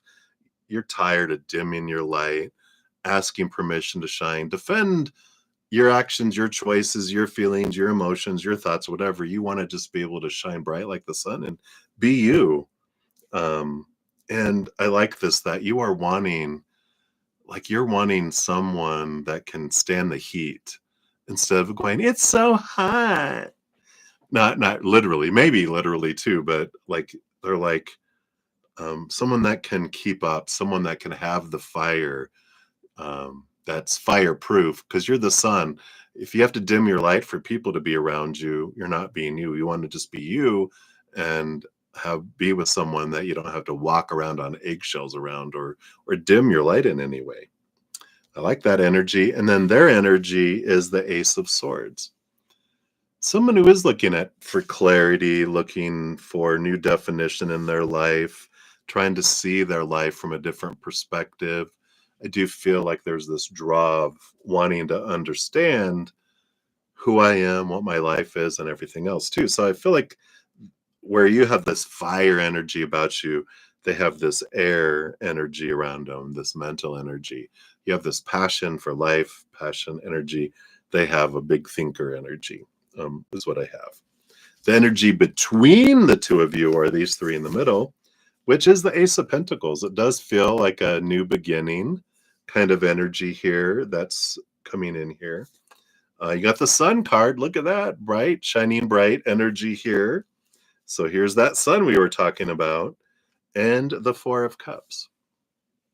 There is this, the Four of Cups is like not wanting what I've had before. The Four of Cups is first, I wanted to be with someone and have a interaction be someone where it's a stable emotional energy. But there is an energy here of boredom, of stagnancy. Once we reach a certain point, if it doesn't go beyond there, it becomes, huh, what, how long was I out for, right? There's this stagnant energy that was between the two of you. But there is this opportunity, if you will shine bright and be yourself, then this will bring you to a new opportunity between the two of you. But it has to do here, especially with that sun, is I'm just going to shine bright and be me. I'm not going to try to be who I think they need me to be for them to be able to stand the heat. I'm just going to be me. And if they can take it, they can take it. If they can't, then thank you. And this is good for anyone, right? Thank you for showing me who you are, that you're not made of, what is it? It's not asbestos. What is it called? Where they have a suit that is fireproof. And so there's that energy of that happening where, if they're not that, then it's okay for us to know that. So, because you deserve to be with someone that is like you, or someone that can stand the fire, right? And not be and that's funny. The Ace of Swords are, what do they call it? Formed in fire, right? What do they call that when swords are made by a blacksmith? Forged. Swords are forged in fire. So I feel like maybe there is this, it's like, wow, if I just need to be me and say what I want to say, do what I want to do. And that energy, it feels like there's stagnant energy that can get ignited there. The energy below the surface of all this here, we do have the Five of Swords, the battle between the head and the heart, which this is a change that allows us to move from conflict to something higher. The Four of Wands, joy, balance, celebration energy. Eight of Wands as well. A lot of fire, a lot of movement, a lot of passion. Here's that Wands energy. So, it's the fear of conflict. The heart is like, I need to shine bright like the sun, right? And the mind's like, no, no, no, no. You know what happened when people got burned when you were yourself? They left and they couldn't stand the heat. So they had to get, into shade or somewhere so they couldn't be around you. So, in order for people to be around me, I must shrink. It's like, no, if you want anyone to be able to be around you, yeah. But if you want the people who are able to be around you, you shine bright. And then there's not right or wrong people, but the right people, we're going to say, will be around you when you do that. So I like that. Well, it's getting bright out. So I think the clouds have gone away. Look at the clouds. The sun has burned away the clouds. So I like that. Shine bright, baby. And then the last two cards here, then we'll pull a fortune cookie too. Yeah, you do have the Six of Wands. So it's kind of an outcome energy. If you do that, you have the Six of Wands, another Wands energy, which is victory. And the Hierophant, the major arcana 5, the ruler and master of change. It allows you clarity. It allows you to see things from a different perspective, but it shows you what you need to see. And I like that. All of this is when you shine bright, you will see exactly what you need to see here. And then that 10 of Wands, all that energy that feels like a burden because your takes energy to stay to keep a sun from shining. But when the sun shines and radiates, it's just that's what brings life to all the planets. So I like this energy. You've got the Three of Pentacles being true to the authentic you underneath that, which is the same kind of energy as the Seven of Wands ish, in that you be you, and allow that to shine through. I feel like this is what they're wanting to come in here, because it's going to show you exactly what you need to see. But don't hold back. Don't try to be anything that you're not, because eventually you'll combust. You'll burn away what's trying to confine you, and you'll have to shine at some point. You won't be able to help it. I like that. Right, and then for your fortune cookie here, let's see what we got here. You've got otherworldly treasures called the Fisher King's Court. Beautiful energy there. And card 16 of the triangles. Let's see what that is here. Oops, there it is. So the Fisher King's Court, in the large body of European legends about the quest for the Grail, is an otherworldly source of nourishment and treasure which can sometimes be seen in this world. But this magical place, which is usually situated on the banks of a great wide river, offers us more than just fine food and jewels. It's the source of all the treasures of the living earth, the wild things, the beauty of the natural world. In European traditions, the other world is a lush and fertile place. It might sometimes be dangerous, with ample traps for the proud or unwary, but it's usually envisaged as a land of abundance. It's a place of beauty and harmony, not of darkness and terror. A country which exists outside the laws of time and space, it's home to deities, spirits, and supernatural things, and to our ancestors. It's a world which runs parallel to our own and which might sometimes seep into it. The message the card brings for you is the other world is elusive, accessible only at certain times of the year, at certain thin or threshold places, or by invitation. For our ancestors, it was just as real as our own world. It was simply perceived in different ways, not with the physical senses, but with what we might think of as the psycho-spiritual senses. This card reminds us that we'll always find our greatest source of joy and nourishment in the magic of the land, which is the gift of the other world. It reminds us to be grateful for and respectful of the abundance we're offered. Wow. I love that, because this is your energy. This is, shining bright, and even this little bird looks like it's like a phoenix. It's the sun. It's lit up by sun energy, which is, realizing that the biggest joy lies inside of us being true to our authentic self. I even have heard, I'm remembering, authenticity is a vibration that's way up there with unconditional love energy. So being true to our authentic selves, such a powerful energy, for us. So I hope that helps. That's what they have for you right now, Michelle. So thank you again for your donation.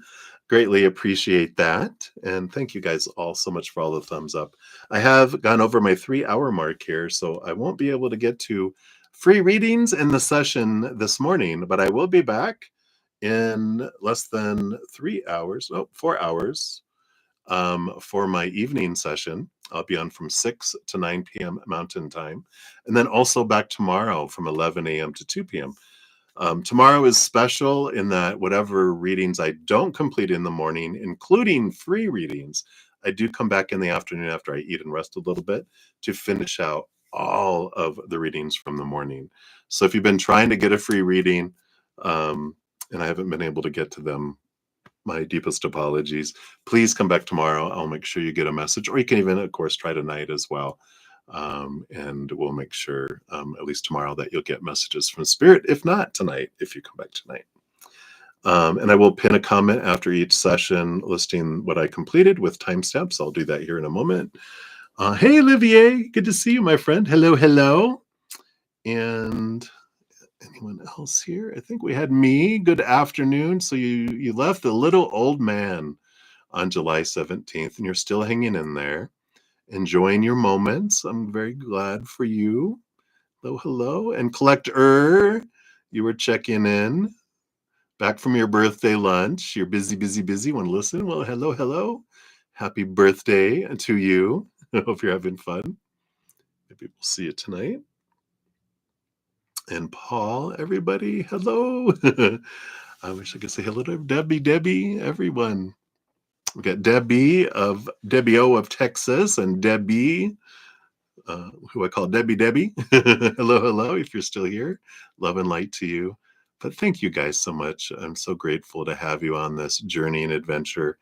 And of course, as we're going along this beautiful path together, remember every second of every day of our lives, we truly are eternally and unconditionally loved by the mother and father of all things, our creator. And of course, I love you guys too.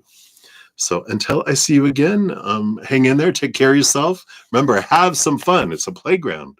And we can go play. Hey, Deb.